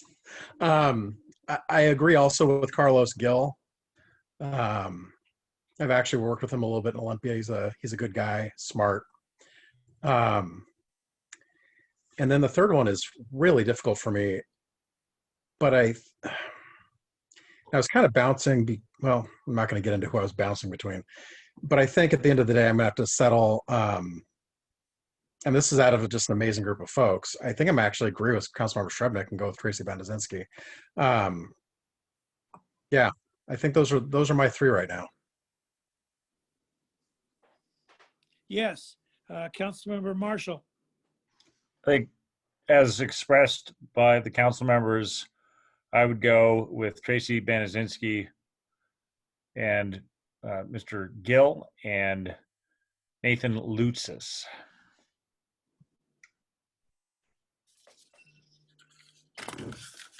All right. Councilmember File. Thank you, Mayor Baker. This was incredibly hard. I want to say first, Nathan Lucas. I like to set him aside as a prior sitting commissioner and hopefully continuing. I was really happy to see his application come back in. And he's an amazing contributor to the Planning Commission. And I appreciate the things he has to offer. So I would then put a slate of 3. So Nathan, of course, Carlos Gill, and Tracy Bunn-Nazuski. I think these would be good opportunities for the other 2 seats to whittle it down to. But if I could squeeze one more in, I would. It's so hard. All right.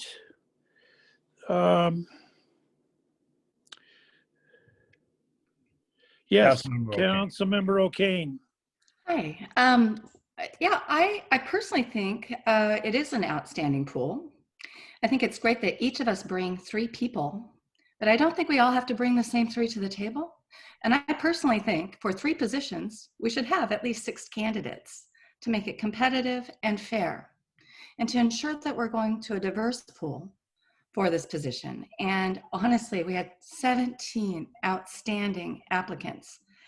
All of my 3 people that I had on my list have already been called. So I'm going to name just a couple of people that were not on the list. And one of them, I do think is a truly outstanding candidate, and that's Dwight Thompson. He served as a city council member in Lake Forest Park. His application, he has the planning, he has the volunteerism, he has the commitment to community. And we're lucky to have him in Kenmore and applying for this position. So I certainly think he should be added to the list. Another person who stood out to me was Marielle Torres Medipur. I should have had her application out, but when I reviewed her application, I actually thought that she had things that she could bring to the table that would be worth considering. And another community member that I am familiar with and know is committed to the community is John Culbert. So those would be the 3. If I were to add to the pool beyond the 3 that we're already considering, I think we should, at least think about. So my 3. Excuse me, Mayor Baker, point of personal privilege. What privilege would you like? Well, it's more of a request. I believe Councilmember O'Kane made a really good suggestion, and I like to expand on what she had to offer and suggest that we do go for a pool of 6 to help make this a more competitive process.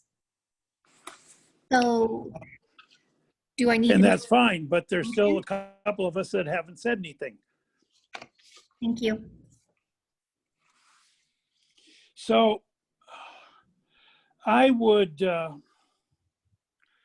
also recommend Dwight Thompson, but in addition, I would recommend Rose Hendricks.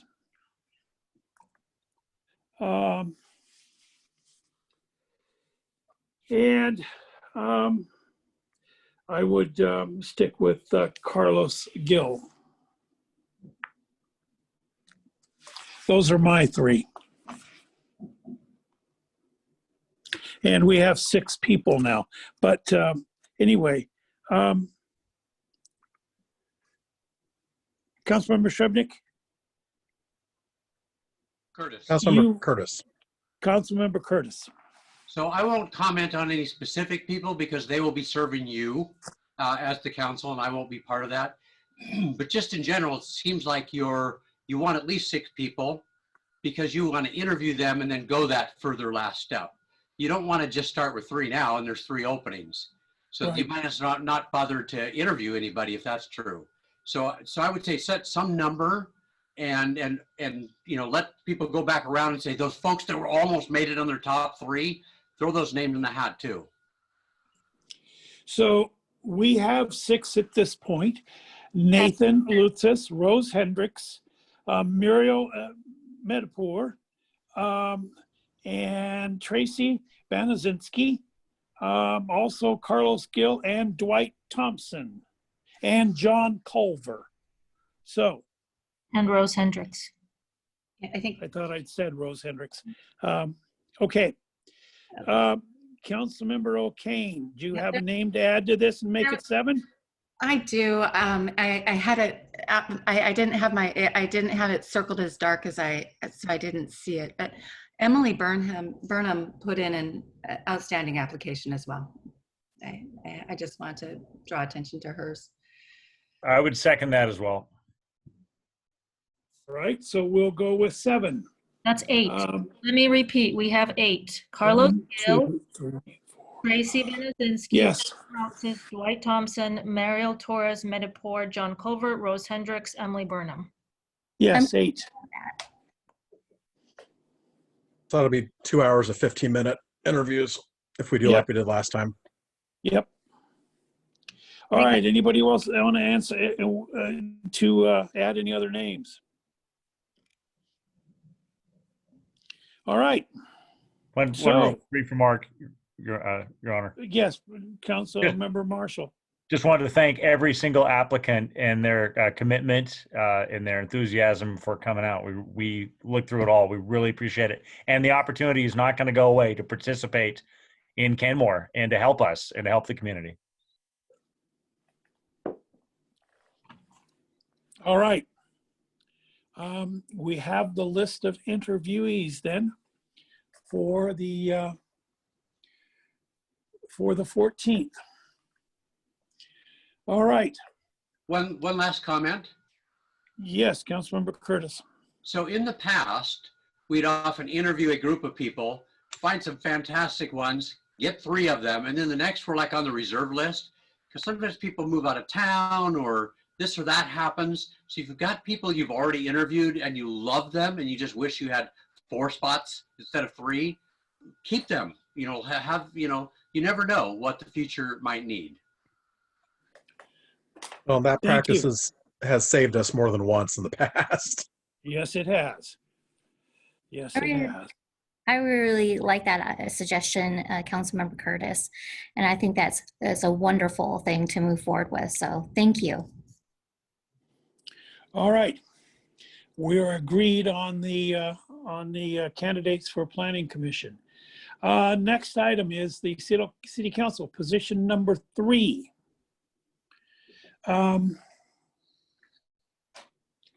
So unfortunately, I did not keep a list of who the suggestions might be. So if we want to go down the list, or City Attorney. So this would be the ideal to create that list, the list of potential interviewees. Right. So, Can I make a motion? Please do. Okay. And again, I want to reiterate what everybody was saying earlier. This was along with the Planning Commission applicants, this was a pretty spectacular group of people we were looking through. But after looking through this group and evaluating the qualifications, I'd like to make a motion for the council to interview, and I put them in alphabetical order by last name, so there's no particular order here. Vicki Grayland, Angela Kugler, and Brent Smith. And I'll second that. Is there any further discussion?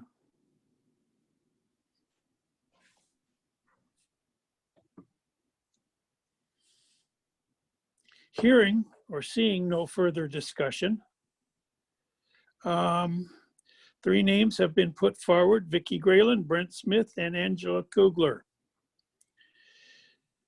If there's no discussion, clerk, please take the roll on this one. Councilmember Shrubnik. Yes. Councilmember O'Kane. Yes. Mayor Baker. Yes. Deputy Mayor Herbig. Yes. Councilmember File. Yes. Councilmember Marshall. Yes. And Councilmember Curtis. Abstain. Thank you. Motion carries. All right. Your Honor, just to make sure everybody knows, the interviews for those 3 candidates will take place on January 4th. That's a Monday at 6 p.m. 6 p.m. January 4th.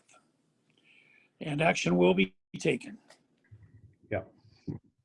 All right, next item on the agenda, Climate Action Plan update, presented by Environmental Services Director, Mr. Sawyer.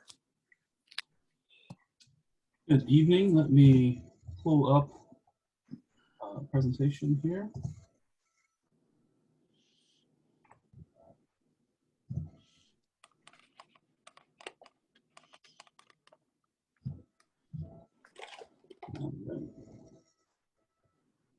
Thank you, Mayor, City Council. I am here tonight to provide an update on the Climate Action Plan and ask for your authorization to continue working with Cascadia Consulting Group as we start the next phases of plan development.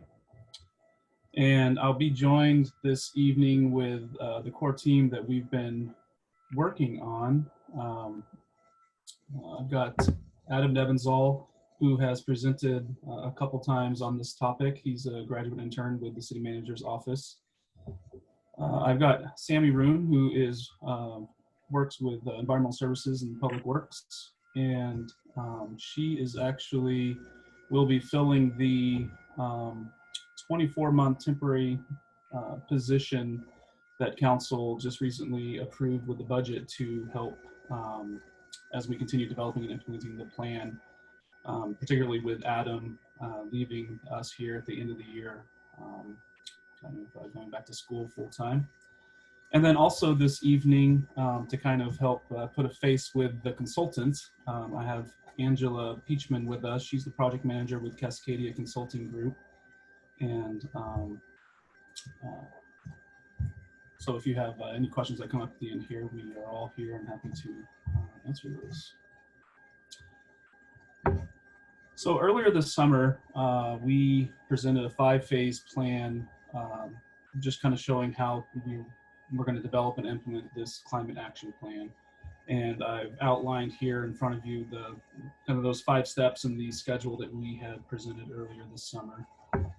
The first step was to conduct an inventory of the city's greenhouse gas emissions. And this right after this, I'm going to have Adam kind of provide a brief summary of what we found through that analysis.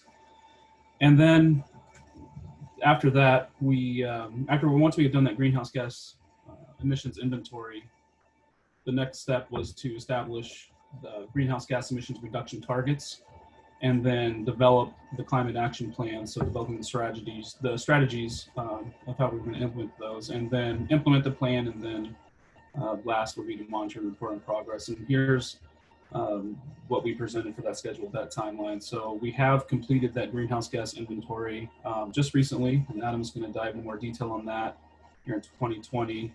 We'll be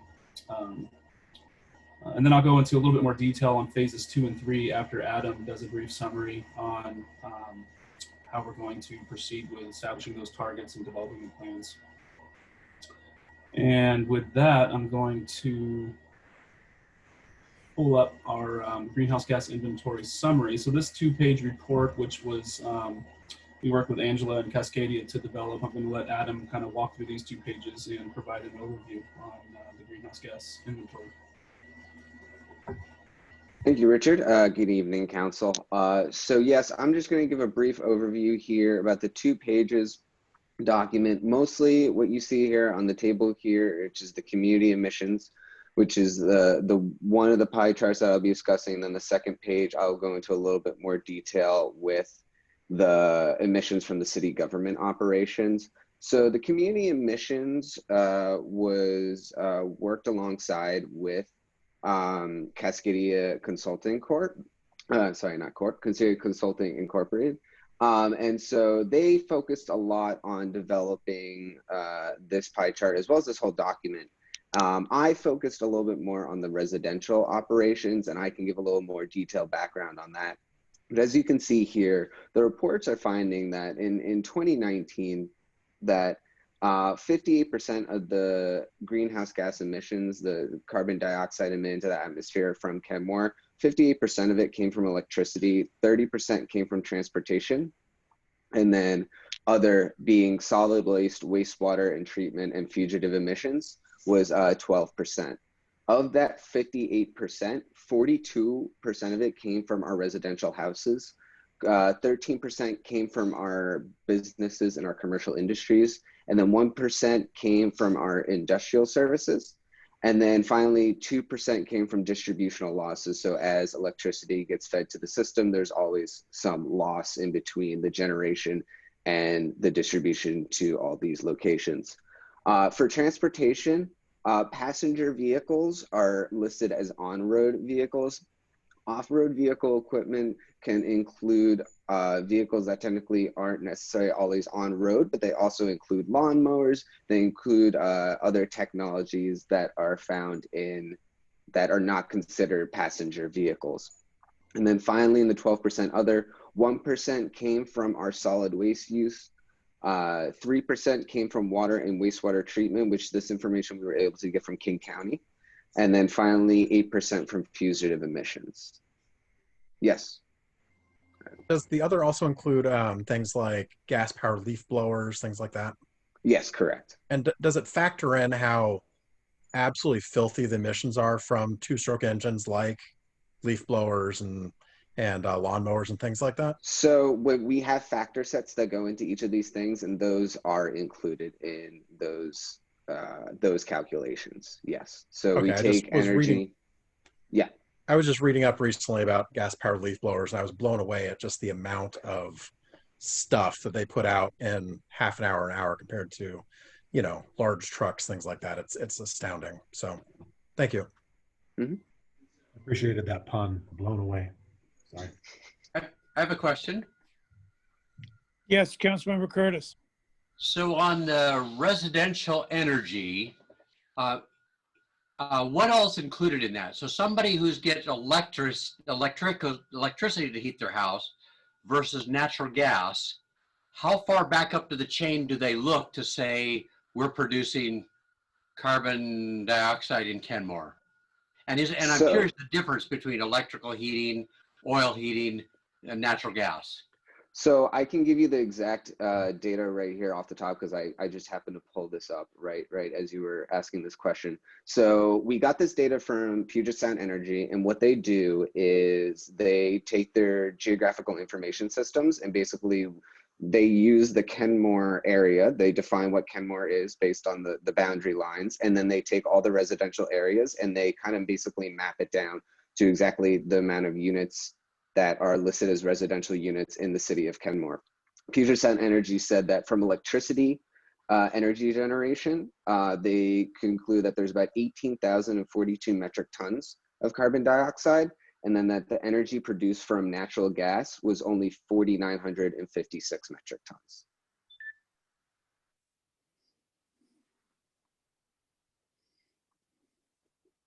And that goes all the way back to the source.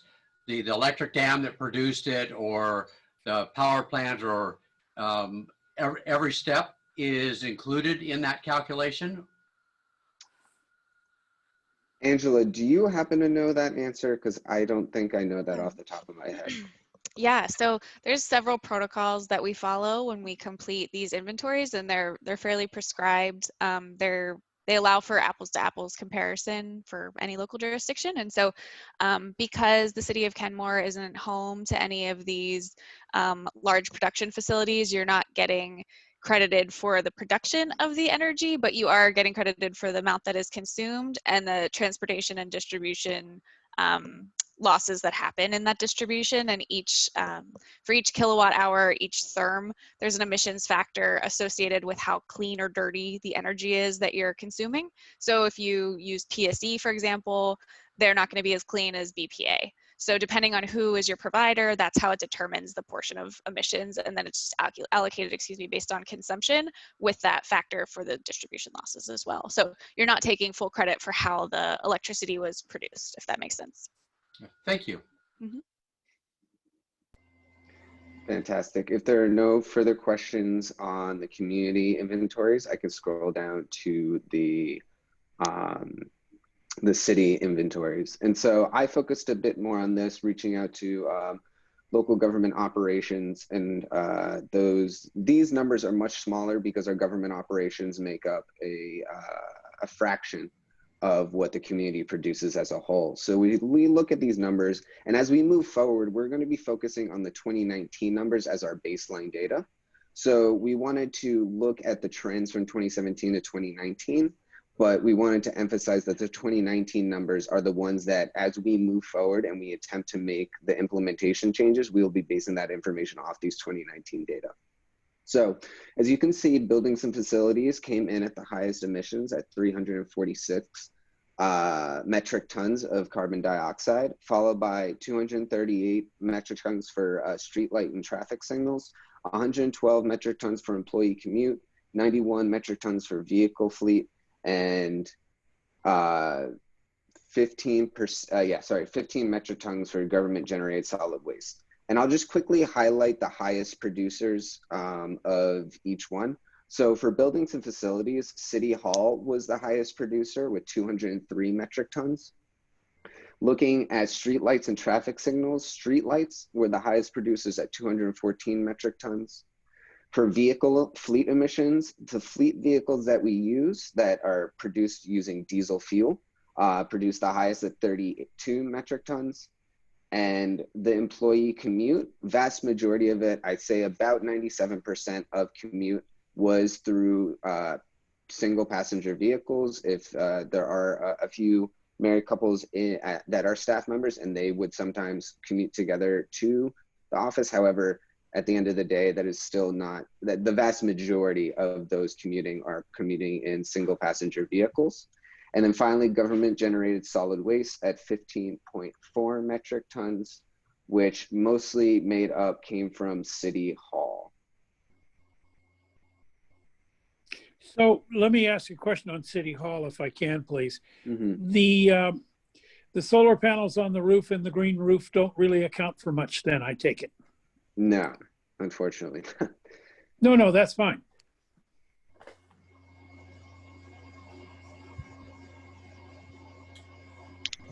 All right, any other questions on the government operations side?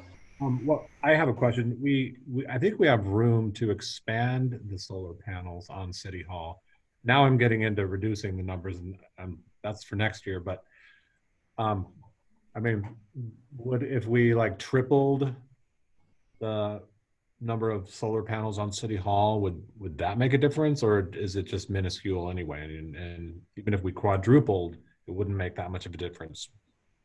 So basically, and my roommate is he works for the energy advisors on PSC, so I'm kind of channeling the phone calls that he goes through. And when it comes to people who have electrical panels on their roofs, so if I'm correct, and I'm not 100% sure on this, but basically the electricity that you produce goes towards reducing your electricity bill that you pay, and so it negates that price. And then basically if you were able to produce enough, you would create like a bank, and then you can use that bank to control your electricity bill. Unfortunately, I do not know exactly how much it would take to reduce. I would assume that if you analyze the amount of kilowatt hours you're using per month, and you were able to create enough solar panels that could produce that much energy, you could in essence reduce that down to zero.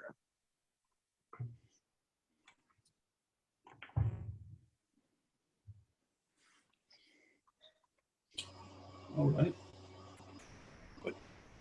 Mr. Mayor, I think Councilmember O'Kane has a question. And Councilmember O'Kane? I may have missed this. So in this calculation, or I guess this may be for another discussion, but is there a place that we can get a measurement of the energy produced by the solar panels, just to have an idea of what that is for our credit? Yes, PSC would have that information, and there are meters. It should be metered on the solar panels for installation. Usually they are metered. It's not really that's not a part of our emissions. Wouldn't necessarily include this chart wouldn't necessarily show that it's showing what we use rather than what's produced by those panels. Correct. That's kind of how I see it. So it's possible that we are getting more benefit than we're using energy, but we are actually getting benefit from the panels. I think I just wanted to turn that lens on just to make sure that we're not there is benefit. It's just this calculation isn't demonstrating the savings that we're getting from that. Mr. Mayor, can I say something? Yes, please. And then I've got Councilmember Curtis. Okay. I would also point out that solar panel technology has gotten a lot more efficient in the last 10 years since those were put up also. And I think if down the road we wanted to make an investment with newer panels, we would likely get a much better outcome than what we were getting from that first bank that was installed when the building was built. So just putting that out there. So do we have any numbers on the industrial side of things? I know we've got a lot here on City Hall, but what about industry in the city? So if I can just take a quick second to pull up that information so I have it directly for you. Oh, 1 second. Before you go there, Councilmember Curtis. Yeah, mine relates to the City Hall, or the city emissions. So how do you keep your apples to apples? And what I'm concerned about between 2017 and 19, I think we added the hangar building. So if you add more buildings, your CO2 emissions are obviously going to go up. So if 2019 is our standard that we're going to be comparing to, if we add new facilities, new buildings, it's going to go up. And how are you ever going to win that battle? So a lot of that will come down to implementing carbon neutral zoning. You introduce LEED certification in all your buildings. If you do a lot of this tackling embodied carbon, you tackle producing or purchasing clean energy from PSE. They have a program with cities that you can purchase clean energy.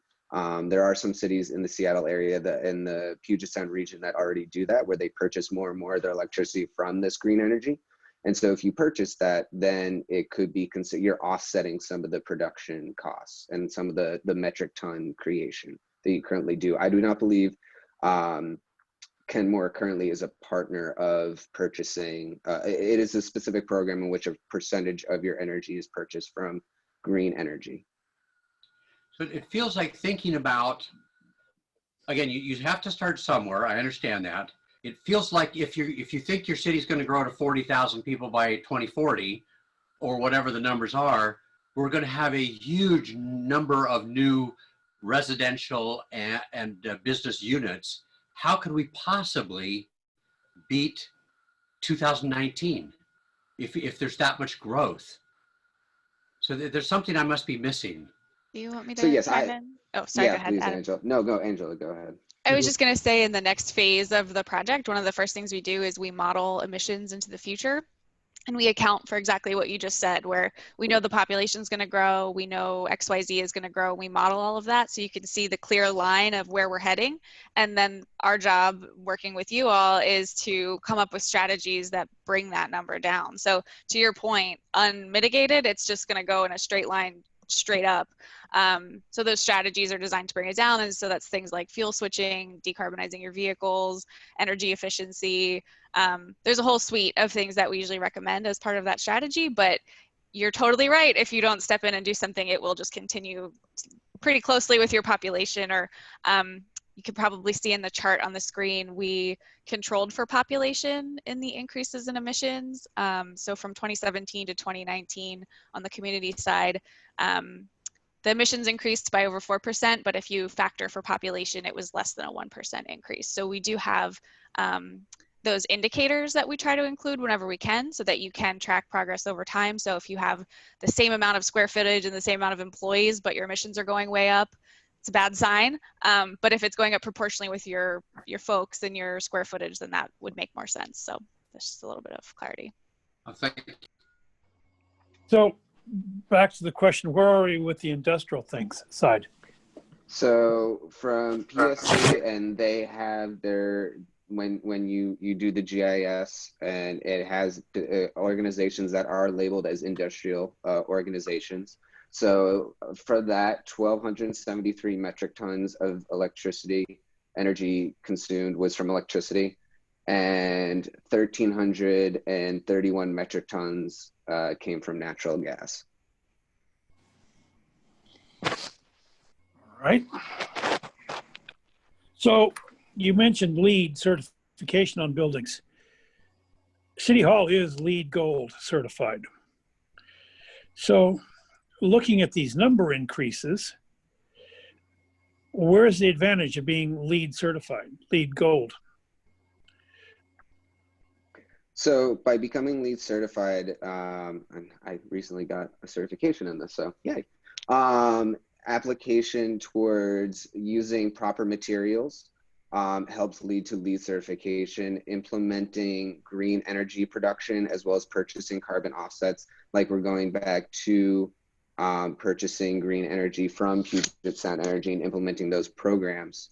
And that reduces the amount of carbon that is produced building these buildings, as well as decreases the energy requirement for running the buildings themselves. Right. I guess what I'm asking is, if our numbers have grown this much, how has being LEED Gold certified helped us? So if you looked at buildings that weren't LEED certified, and I don't have any examples, but if you look at buildings of similar sizes, you would see a complete increase in energy usage. You would see a complete increase in water usage, in gas usage, and all these things. If you compare the two buildings of similar sizes and you were to look at them, I would guarantee you that the building that doesn't have LEED certification would have much higher uses, and the buildings and facilities would be a lot higher.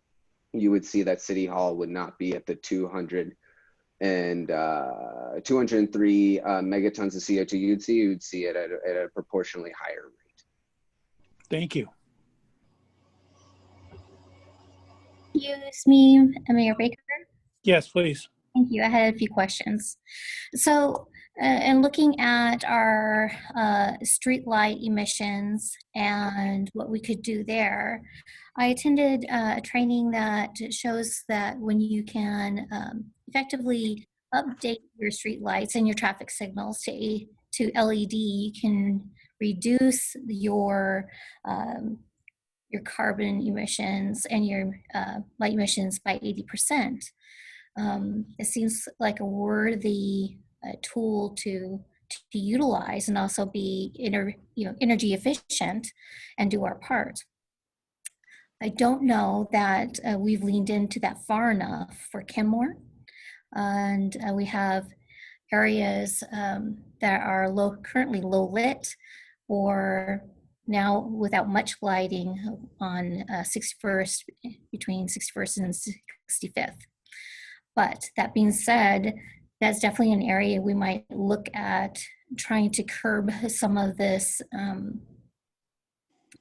abundance of overuse.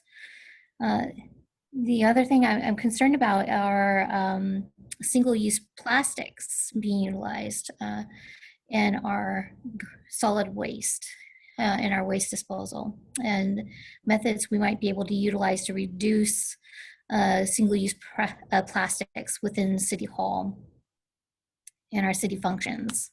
Have you done any work in these areas to evaluate either of these two issues?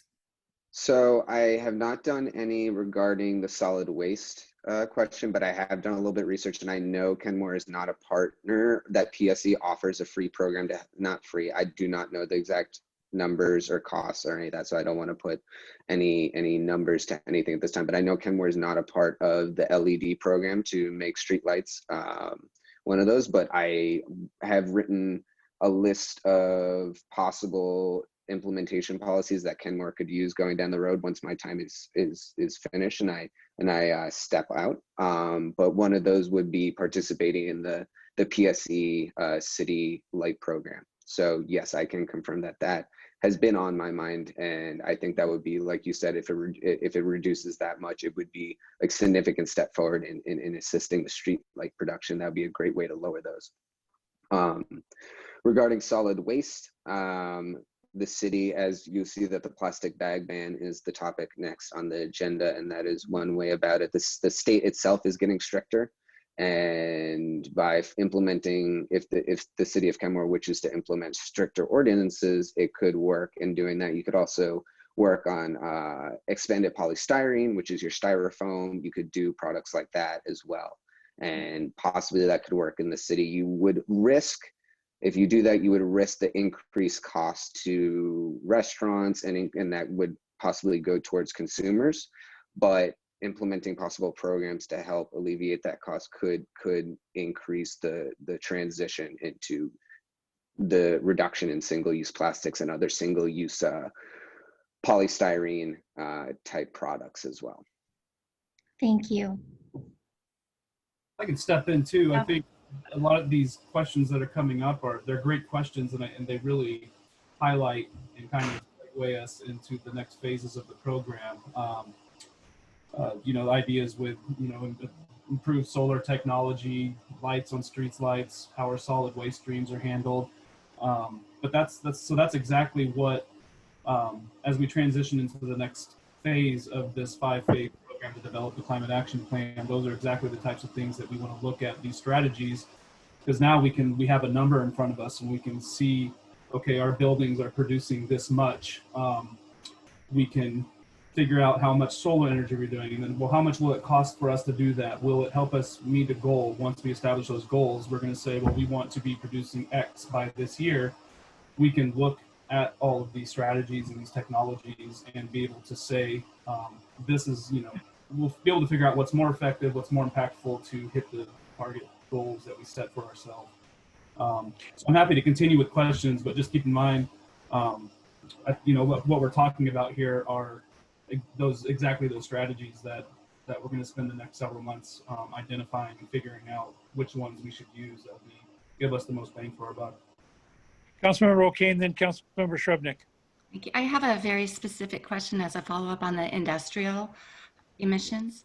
When the calculation on the industrial emissions was taken, is it based on emission, you know, like production use? Does it incorporate, say, the emissions by what is being generated at the facility? For example, cement, the emissions through whatever is being produced by the plant, or emissions to produce asphalt. So there's the energy in, but what about what the industry is creating that, for example, cement and asphalt are known to generate emission, you know, high emissions in their production. So I was just kind of curious, is that a measure, or is that separate from this?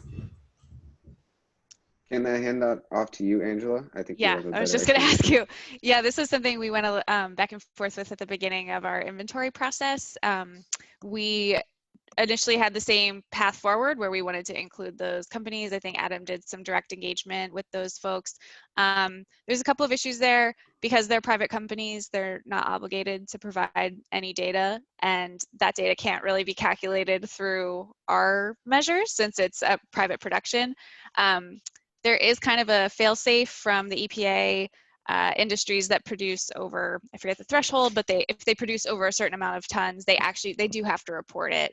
And meaning if they are producing those through stationary combustion or their industrial processes. So to your point, not through electricity, not through like vehicles, things like that are already being captured in the inventory. So when we looked at the asphalt and cement, they really weren't included by the protocols as things to be captured in the inventory. So the parts of the process, and Adam, maybe you can keep me honest on this, but I want to say the part of the process with the cement that happens in the city of Kenmore is not the part of the process that actually produces the most emissions. I think we went down a nice long rabbit hole on this one for a while. So Adam, keep me honest if I'm misremembering that. But when I reached out to the owners of the plant, the managers of the plants, they stated that cement is not produced in Kenmore.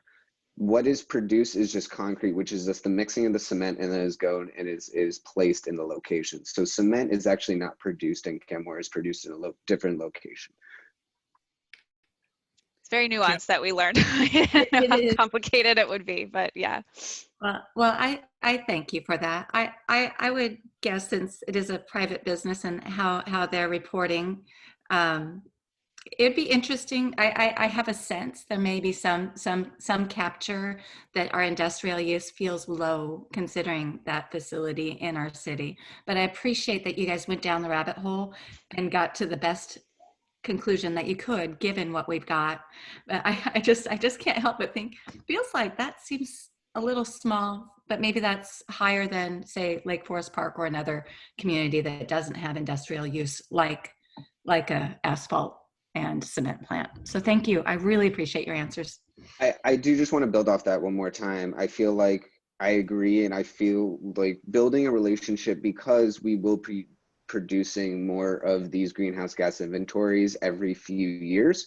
Creating this relationship with some of these private organizations, larger organizations, there was a few that we weren't able to get as much emissions information, like you said, the production emissions. We're hoping that in the future that we can create these partnerships over the next few years to help include those more direct emissions, and maybe coming up with ways for them to help create their own. But we don't want to feel like we want it to be voluntary. It's absolutely voluntary. We do not have the ability to force them to produce any of that information. So we want to help build that relationship and be able to build a partnership to help reduce Kenmore reductions as a city, as a community. I appreciate that foresight and relationship building. I think it is important. Thank you. Councilmember Shrubnik. Well, that was a great segue, actually, because I actually just have two observations, less a question. From what you presented, which was fantastic. This is an amazing body of work in a really short amount of time. Really, really great work.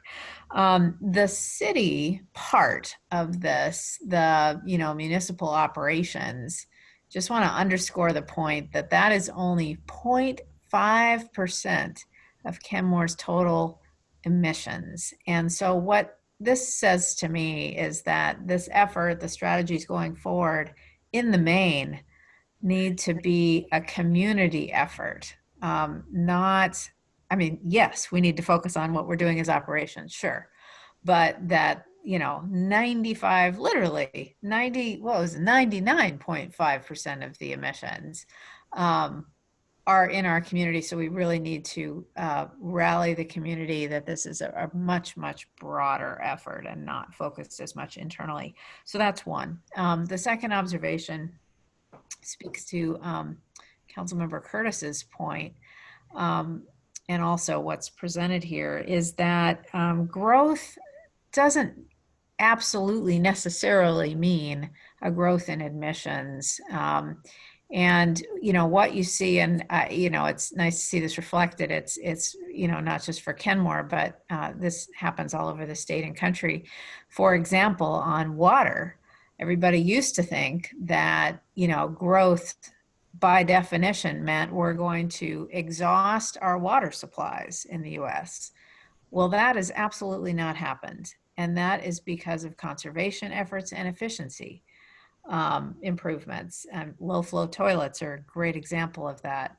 And you can see in the charts that are provided here that, despite growth, that water and wastewater actually has reduced by 10%. So, here's an example where, changes in the way we do business and the way we use energy and resources, really can counteract the impact of growth. So at the moment, energy seems to parallel growth, but I guess I would challenge us that it doesn't have to, and that we can, at the minimum, as Angela was saying, bend the curve. But I think we can, potentially even do more than that. Anybody else? Anybody else's questions?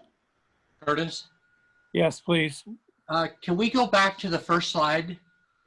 The one that showed all the sources of carbon dioxide? Yes, that one.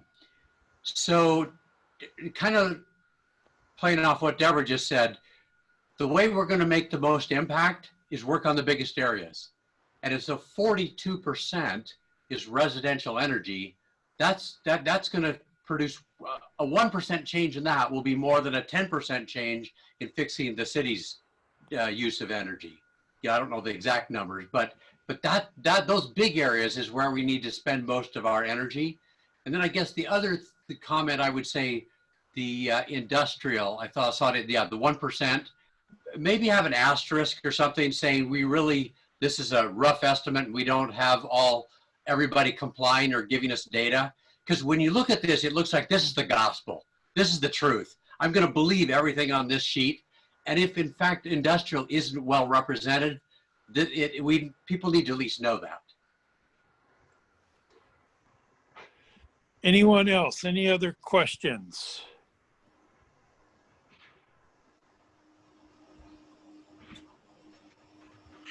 Excellent. Well, I just have a couple more slides and I can wrap this up. Please, yes, go ahead. But just Councilwoman Strebnick, those were good comments in it. And just a quick note on that.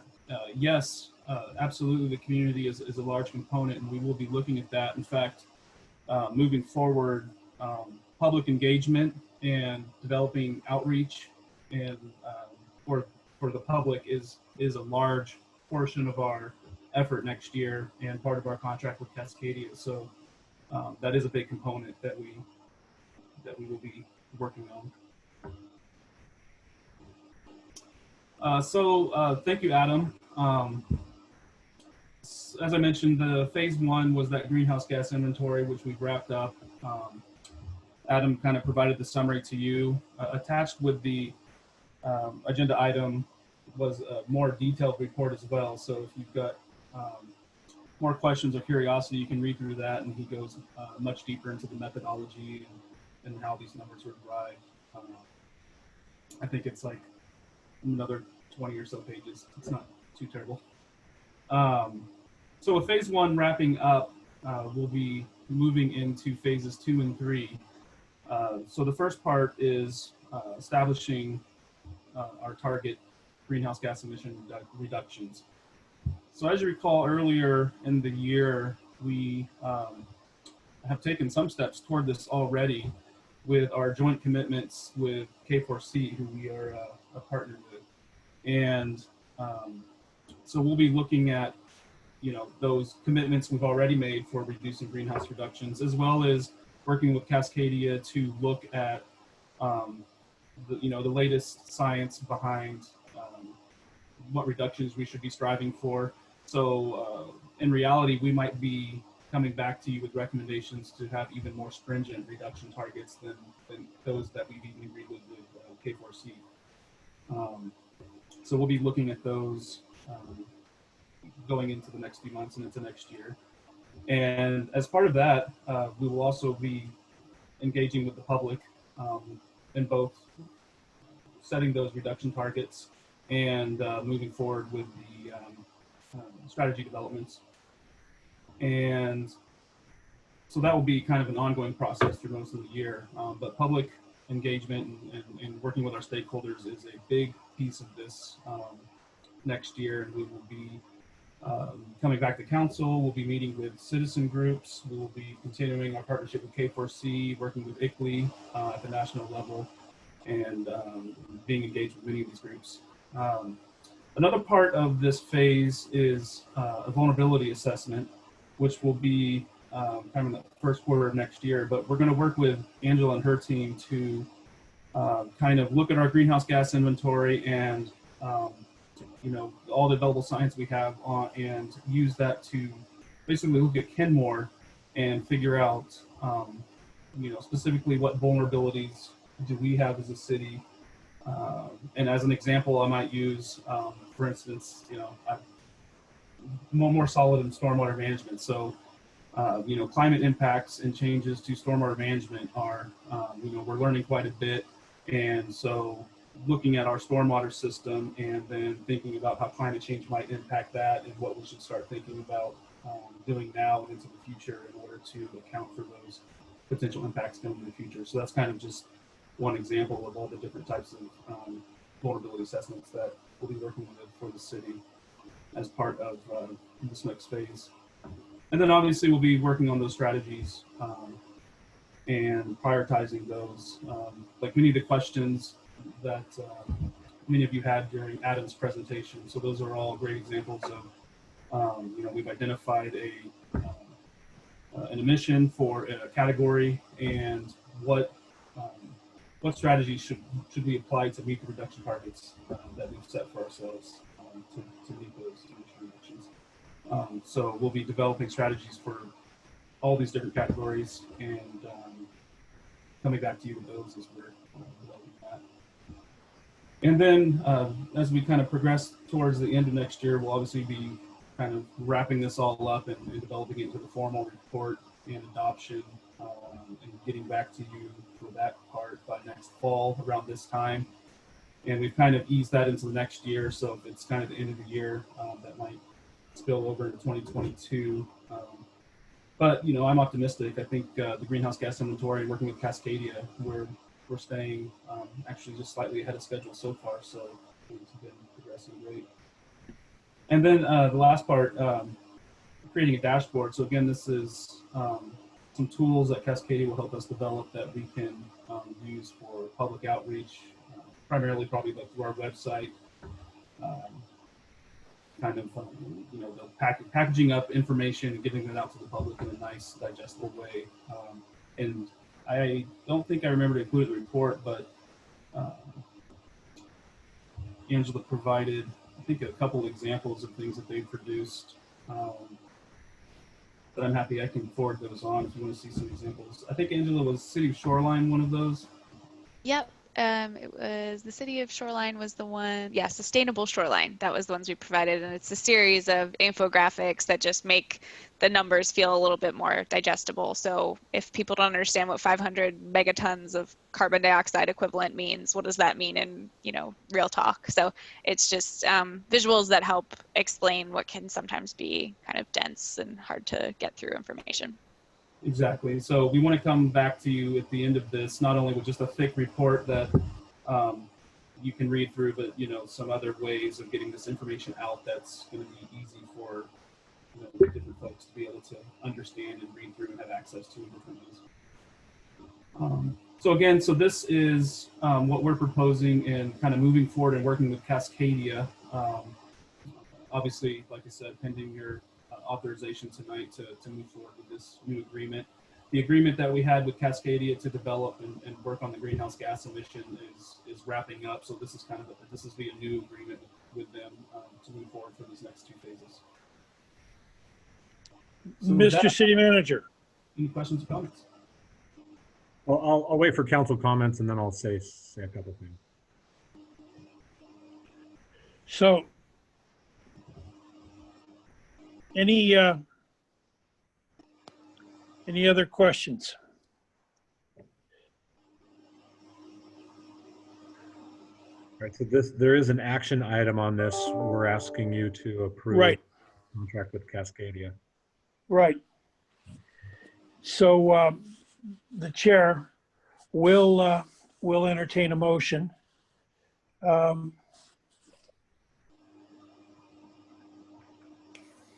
then I want to say something after the vote. Right. Okay. So moved. Second. Moved and seconded. Yes. Mr. City Manager. I'll wait till after you guys vote. All right. So then there's a motion on the table to authorize the city manager to execute an agreement with Cascadia Consulting Group to develop a climate action plan in the amount not to exceed $110,000. Is there any further discussion or comment? Hearing none, will the clerk please take the roll? Councilmember Shrubnik, Yes. Councilmember O'Kane, Yes. Deputy Mayor Herbig, Yes. Councilmember File, Yes. Mayor Baker, Yes. Councilmember Marshall, Yes. Councilmember Curtis, Yes. unanimous. Okay. Thank you all very much. Now, Mr. City Manager. Yeah, a couple things. Shoreline's been mentioned a couple times here. And last week, one of our own residents, Vicki Grayland, told us about a League of Women Voters forum on climate change, climate action. And I don't know if any of you had a chance to watch it, but it was really informative. I especially liked the shoreline presentation by Autumn Solomak. She's the environmental coordinator there.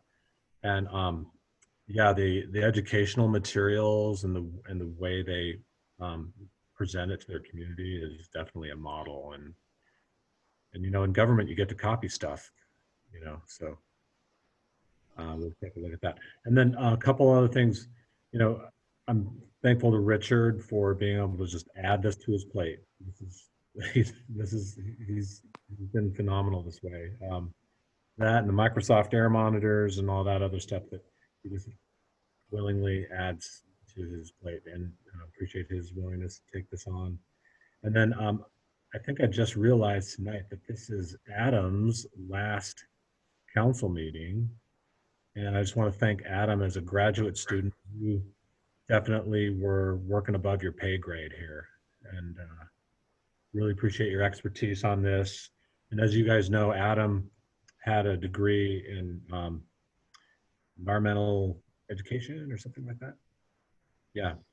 And so that was one of the reasons why we hired him, is because he had we knew this was the project he was going to work on, and he had that background, and he interviewed really well, and he's just really exceeded expectations, and not just in this area, but he's been helping us a lot in some other areas.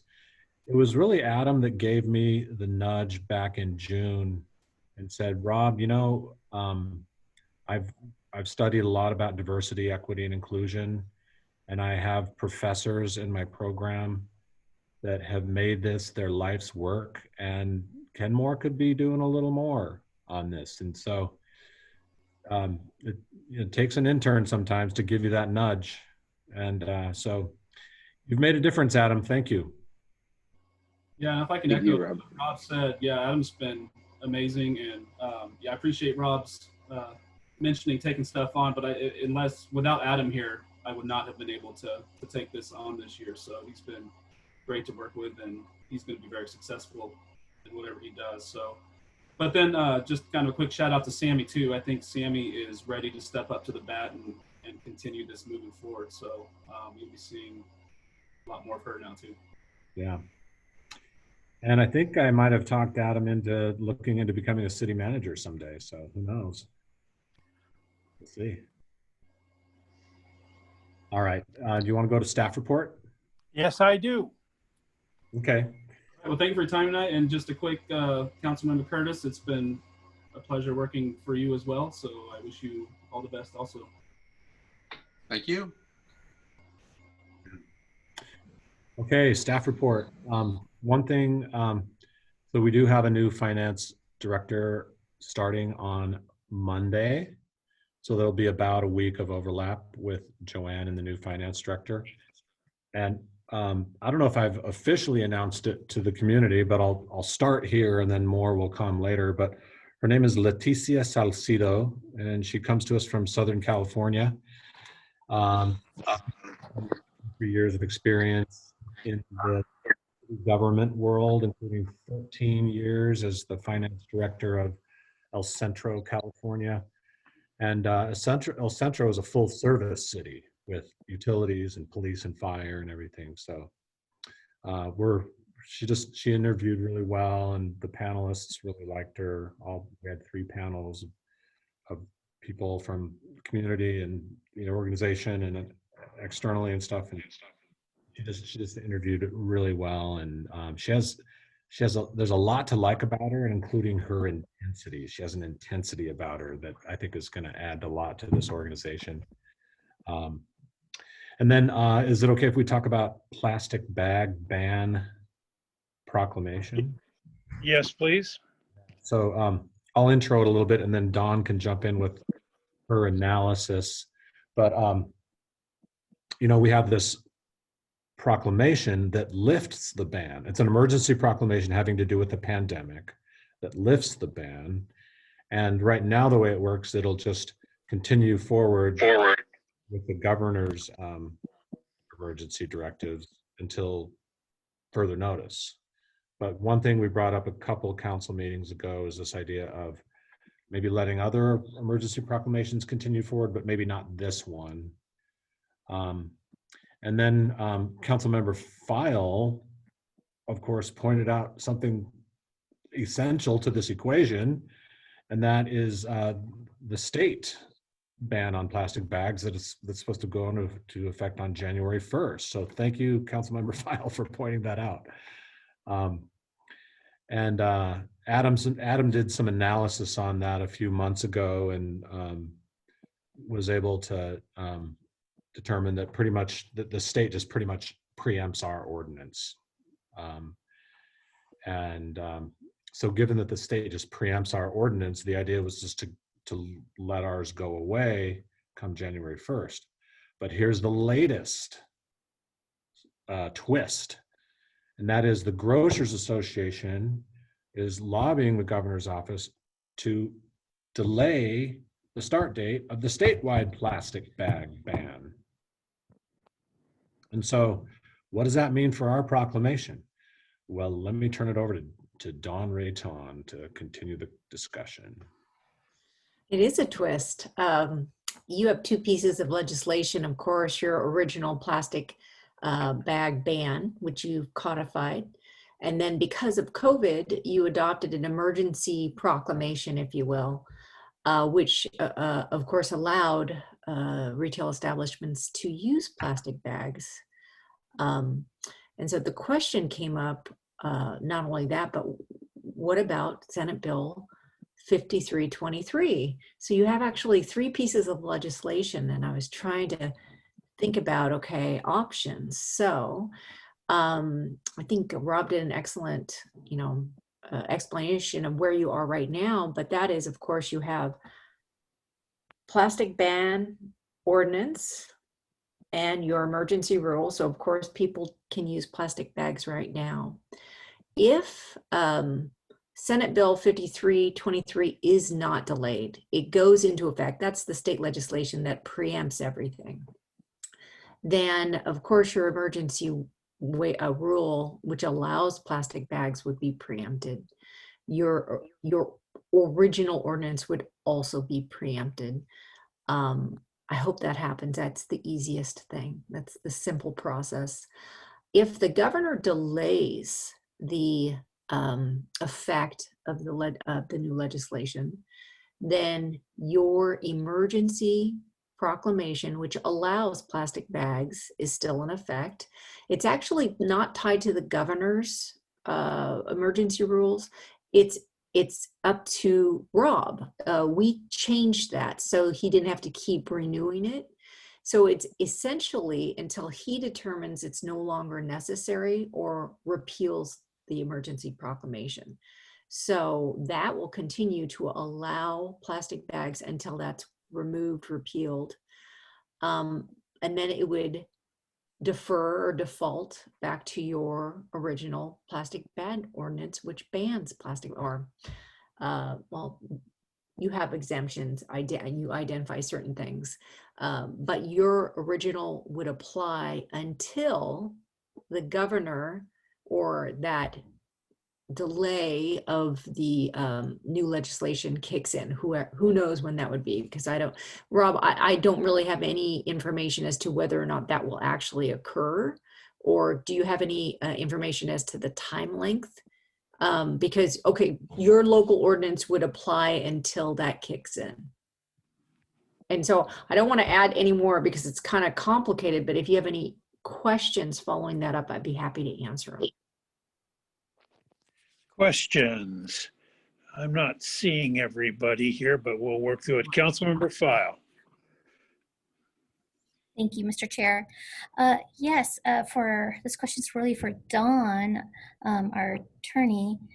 It looks to be that the state legislation has a little wishy-washy room for restaurants, for example, and those types of establishments. And so it looks to be that if we as a council want to strengthen our plastic bag ban, we have a little room to do so.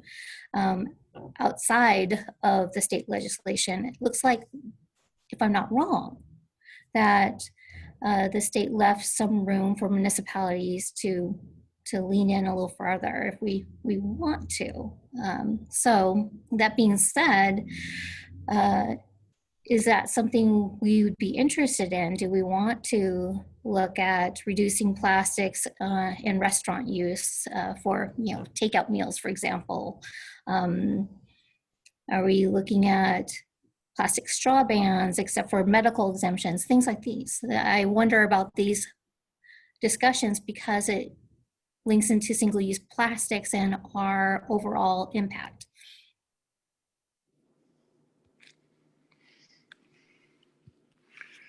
Was Any that a comments? question, or was there a question for me? I would just the only thing I would add is that I'm not aware of that flexibility. I'm not saying there isn't any, but I didn't really look to see if the legislation left a bubble, if you will, for regulation. I thought it was fairly clear for retail, and if a restaurant is defined as retail, I read it last week, and I apologize, I can't remember it. It was a pretty long bill. Then it would be my opinion that you are preempted. But I'll take council direction if you want me to go back and see if there's a small bubble of regulation. That's just not something that came across when I was reviewing that bill. And just to clarify, it was the MRSC direction evaluation of the plastic ban legislation. Okay. I just read the bill. Okay. I don't know history in MRSC. Thank you. Mm-hmm. Any other comments? Just to follow up on that, my understanding, if you're preempted, that means you're preempted and can't do anything to make the law stricter or anything. But if you're not preempted, you can add more things that are more strict, not less strict. And so you're wondering if there's that ability to make something a little more strict when it comes to restaurants. Is that the question? Well, the MRSC evaluation shed a light on the possibility of some vagueness. And the vagueness was surrounding, like restaurant takeout, that sort of thing. The bags, whether they're plastic bags or paper bags. And it was very clear there's time for using up plastic bags because there's going to be a high need for, the heavier use paper bags. But that being said, I think it would be nice to have some direction here. Either we have it nice and clean and clear so that there's no confusion for our community and we can be good partners working together. I think it would help our local businesses better be prepared.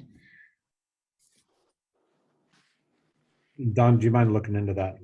Absolutely. I was going to say, so there's an actual, when you talk about preemption, it's not, and they're helpful. I use MRSC a lot, but there's an actual analysis that you have to apply. And so you'd want to go back and that includes within the scope of the definition, again, of retail and restaurants. If it's clear that the legislature intended to take the place of all regulation, then we need to look at that. So I'm happy to do that, Rob, because you really need to go through the legal test first. And if there's, oh, go ahead. Deputy Mayor? You're muted. Yeah, sorry. I appreciate where Council Member Fowles trying to go there, but I also feel like we're getting a little far afield from exactly what we were trying to discuss here, which is our specific ban and how it relates to the state ban. And I would also argue that if we're going to get into and I don't have any problems with us discussing a single-use plastic ban at some point, but I would argue that that's probably most likely a retreat topic and something that would have to be slotted in with the rest of our workload and not just kind of inserted now. So I don't think it's a bad direction to go. I just am not sure. I think we're getting a little far afield from what we were trying to discuss in this particular discussion item.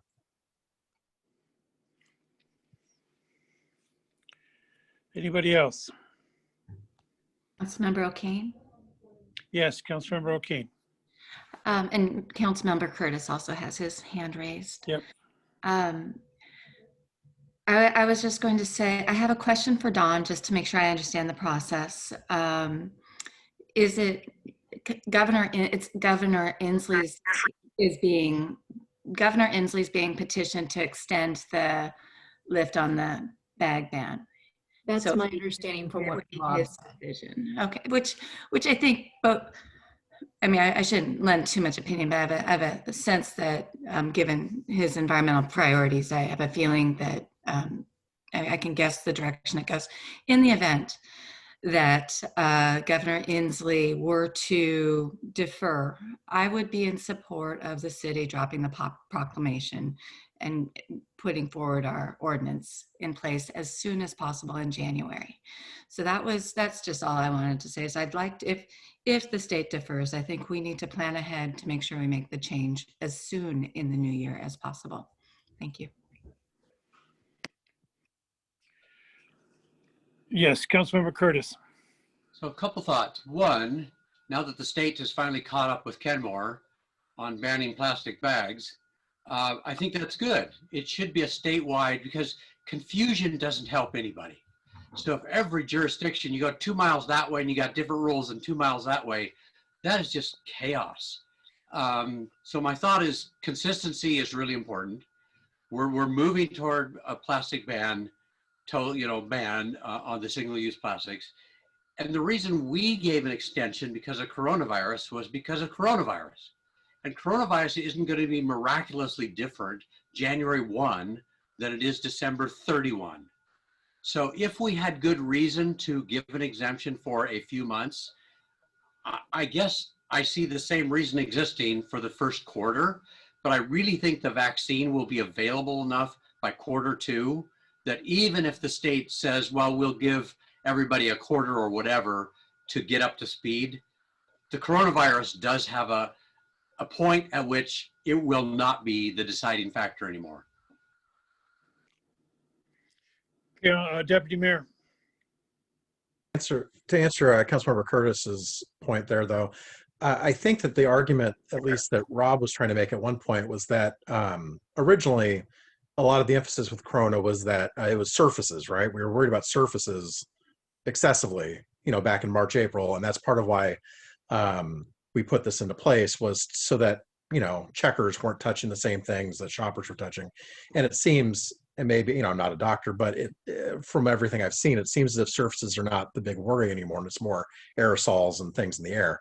And so I think that what Rob was trying to get at is if we're, if that understanding of coronavirus has changed, then maybe the ban on, then maybe lifting, going back to our previous setup would work if we're not worried about surfaces and people touching this, reusable bags, that sort of thing. So I think that was the point, and our understanding of coronavirus may have changed a bit since April.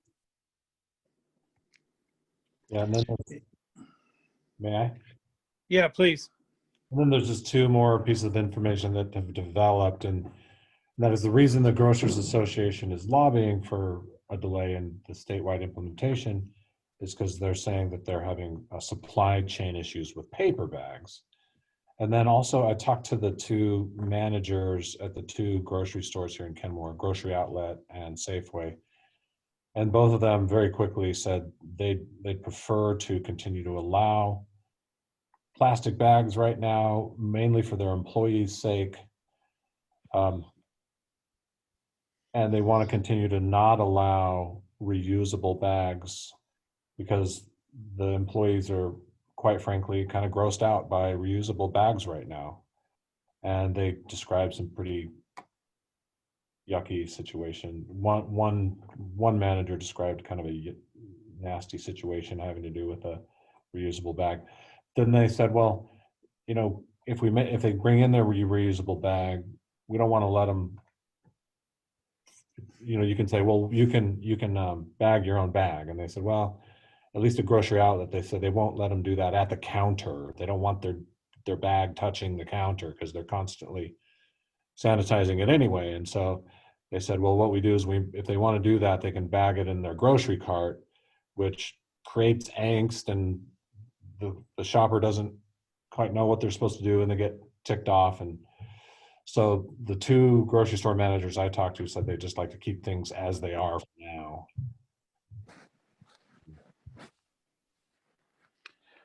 All right, anybody else? Councilmember File. I was just going to follow up on a point that our vice chair mentioned, which is about surfaces. King County Public Health has very clear guidance for grocery stores and restaurants. It's to wipe down surfaces every hour. So they are still concerned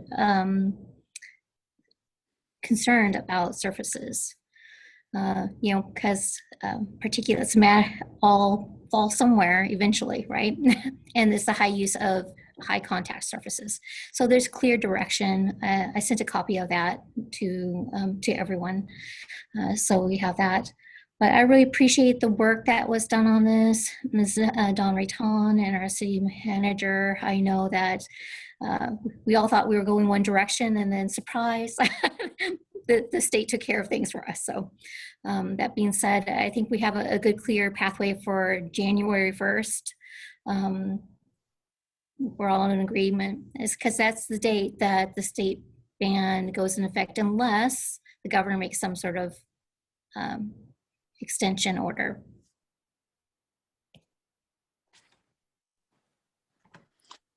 Anybody else? Councilmember Shrevenick. Yes, Councilmember Shrevenick. I guess I'm not sure that we do have consensus yet. I guess I haven't heard it, but I would concur with at least one or two council members that have said that you know, our rationale for providing the lift on the ban is still there. We've still got coronavirus. I guess my preference would be to revisit this at the beginning of Q2, and by that point we'll see if the governor's you know, rule has gone into effect or whether there's a plan for doing that. So it gives us a little bit more time to figure it out. Anybody else? I recommend playing it by ear for now and just keeping it in place for now. That concern about supply chain issues with paper bags might be a legitimate thing, and just some other factors. And given that looks like it's kind of my call right now, I'll just monitor the situation, and then if we get close to January 1st and things change and it makes sense, I can lift the ban. Otherwise, I'll probably just come back to you sometime in January with the report. All right. Okay. Councilmember comments, reports. One more thing. Yes, Mr. City Manager. Our city clerk does have a schedule announcement, and I think it might be about Monday and Tuesday. City Clerk. Hi, everybody. Nice to see you again. A couple things. Let's make them brief. Number one, this week you're scheduled to have your interviews with Mr. Pendleton. And I've gotten confirmation from nearly everybody except from a certain council member, Marshall. Yes, it works. It works. Excellent. Great. So that Zoom link will be sent to you. But what we're going to do is just create one room, and you'll sort of rotate through one after the other. One link, one room. You'll meet with Mr. Pendleton, come in, come out, and hopefully it'll be as seamless as it's been in the past. The second thing to bring up is I believe Deputy Mayor Herbig, or possibly Councilmember Curtis, emailed out the council rules and procedures that you're hoping to discuss on Monday. There's been a little bit of a schedule change, so you don't have a lot of time, but I have not received any comments on that document yet. And I know the hope was that people would submit their amendments, changes, thoughts in advance so that you can go through it in some sort of systematic way. So think about that. And Deputy Mayor Herbig, if you're the original sender and it's easy for you to grab that, would you resend? I don't think I sent it. I think I sent it to Rob, and I believe Rob forwarded it on to council. And the deadline for getting any proposed changes is this Thursday, isn't that right? Mhm. Okay. Yes, it was this Thursday. And I know Councilmember Fowler, you had a question, so I'll get to you in just one second. But speaking of the deadline, it's shorter because there was a last minute agenda swap. Instead of having your DEI training and meeting your new finance director on Monday, no, you are meeting her on Monday. On Monday, you're meeting your new finance director, but you're also doing your planning commissioner interviews and you're handling policies and procedures. On Okay. Tuesday, you're having your DEI training. But in case I got that mixed up, because it is 10, please be extra gracious. You'll get the formal agenda emailed to you this evening. So it'll be in your inbox before midnight. Any questions, Councilmember File? I know you had one. I was just going to say, it's really nice when receiving a document, especially an amended document or recommendations, to have a striker or a highlight for new language. So striker for removal and highlight for new. Even without the highlight, a striker would be nice. Otherwise, you have to really take the document side by side to track all the differences. And you know, it's really a standard of excellence, I think, that we can support each other with, let alone our community when we're presenting materials forward. So it would have been nice to have received that document with a striker or a highlight. I believe the version that was sent out had track changes turned on, and all you had to do is turn on markup and it would show you the differences, because I worked very hard to take some of the changes and put them in a track changes format so that you could view that. You might just want to change how you view it under review. Just change to track so that you view track changes, and it should all be there, along with maybe some comments. So I spent a good chunk of a day off of my day job kind of doing what you're describing to put it in that sort of format so we'd have it for folks. And also so I could make sense of the changes, because we'd gone through so many different drafts. So it should all be there for you. If it's not, let me know and I can get your track changes version. But that should have been that's what I sent to Rob, and that's what should have been sent out to everybody. So That's what went out. Yeah. Thank you. I appreciate that. All right. Any other comments before we move forward? Okay, let's start with Councilmember O'Kane. It's been a long meeting. I want to give Councilmember Curtis a final thank you. Your professionalism, the way you are prepared, your service, your insights, your comments tonight. You catch things that I want to make sure are said and I don't even think about. You know, like tonight you did that twice. So 2 things you brought up and I said, why didn't I think of that? So just thank you for all the good you've done for our community. It really has been an honor to sit next to you over the past year. And I do genuinely wish you all the best, and you will be missed on the council. I wanted to, I've already thanked Joanne Gregory, of course. And I just wanted to say, it was so impressive to see the work of Nancy Owsley on the business incubator. And I'm so thankful that we were able to give her the space to highlight that work tonight, because it was meaningful and it just did so much for our community. I think I'm going to let it go there. I thought the climate presentation was great. And thank you everybody for your time for this long meeting tonight. So have a good evening, and thank you, Councilmember Curtis. Councilmember Marshall. I echo Councilmember O'Kane, and also thank you to all the citizens who applied for the Planning Commission and the City Council positions. We're going to need you. We're going to continue to need to have, please stay involved. That's what I'm trying to say. Please stay involved. We still need you. You're going to help this city a lot. Thank you. Councilmember Curtis, I'm going to come back to you for one last time. You don't mind. Mine was going to be easy. It was nothing to add.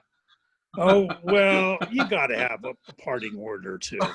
I already said my parting words. All right. So if you have nothing further to add, I was giving you a chance. Councilmember Strebnick. No, nothing to add. No, Councilmember Shrubnik now. Yeah, well, I want to echo Councilmember Marshall that I was utterly blown away by the 17 applicants for Planning Commission. I really do hope they stay involved, every single one of them. I went to the I was zoomed into the Growth Management Planning Council meeting, and they will have a few kind of adjustments to the countywide planning policies that they'll be putting forward in the next couple, 3 months. It's one of the interesting things is around the kind of how affordable housing kind of sub area plans. They'll be having some centers for working on those. And so anyway, it's moderately interesting, not huge changes. But the other thing is last weekend we went just for fun down to Point Defiance. And I was, talk about blown away, utterly blown away by what's happening down there. Huge mixed use development, incredible park development right on the water, incredible views. And it made me think of Lake Point, and I haven't lost the passion for thinking about Lake Point. It's anyway, if you have a chance to get down there, it's truly amazing what's happening, and I think we could transform our property and I mean our area in a similar way at some point. Councilmember File. Thank you, Mr. Chair. You know, I just want to say it's been a long meeting tonight. We got a lot done. I'm really grateful to all the staff for all their hard work and putting things together for us today.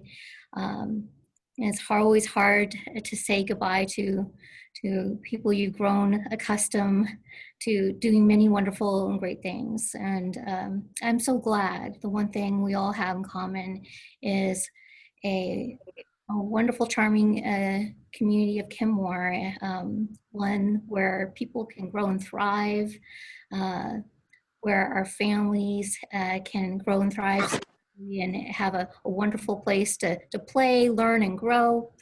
And I'm just so delighted to have raised my family here. I'm sure like many others have. And you know, we've got new exciting things coming. So lots of change, right? A new council member in the new year, and new planning commissioners. And to those who have applied, there's going to be wonderful opportunities in the new year for, you know, an additional task force. So I hope that you stay involved and stay connected, because we need you. We do need you.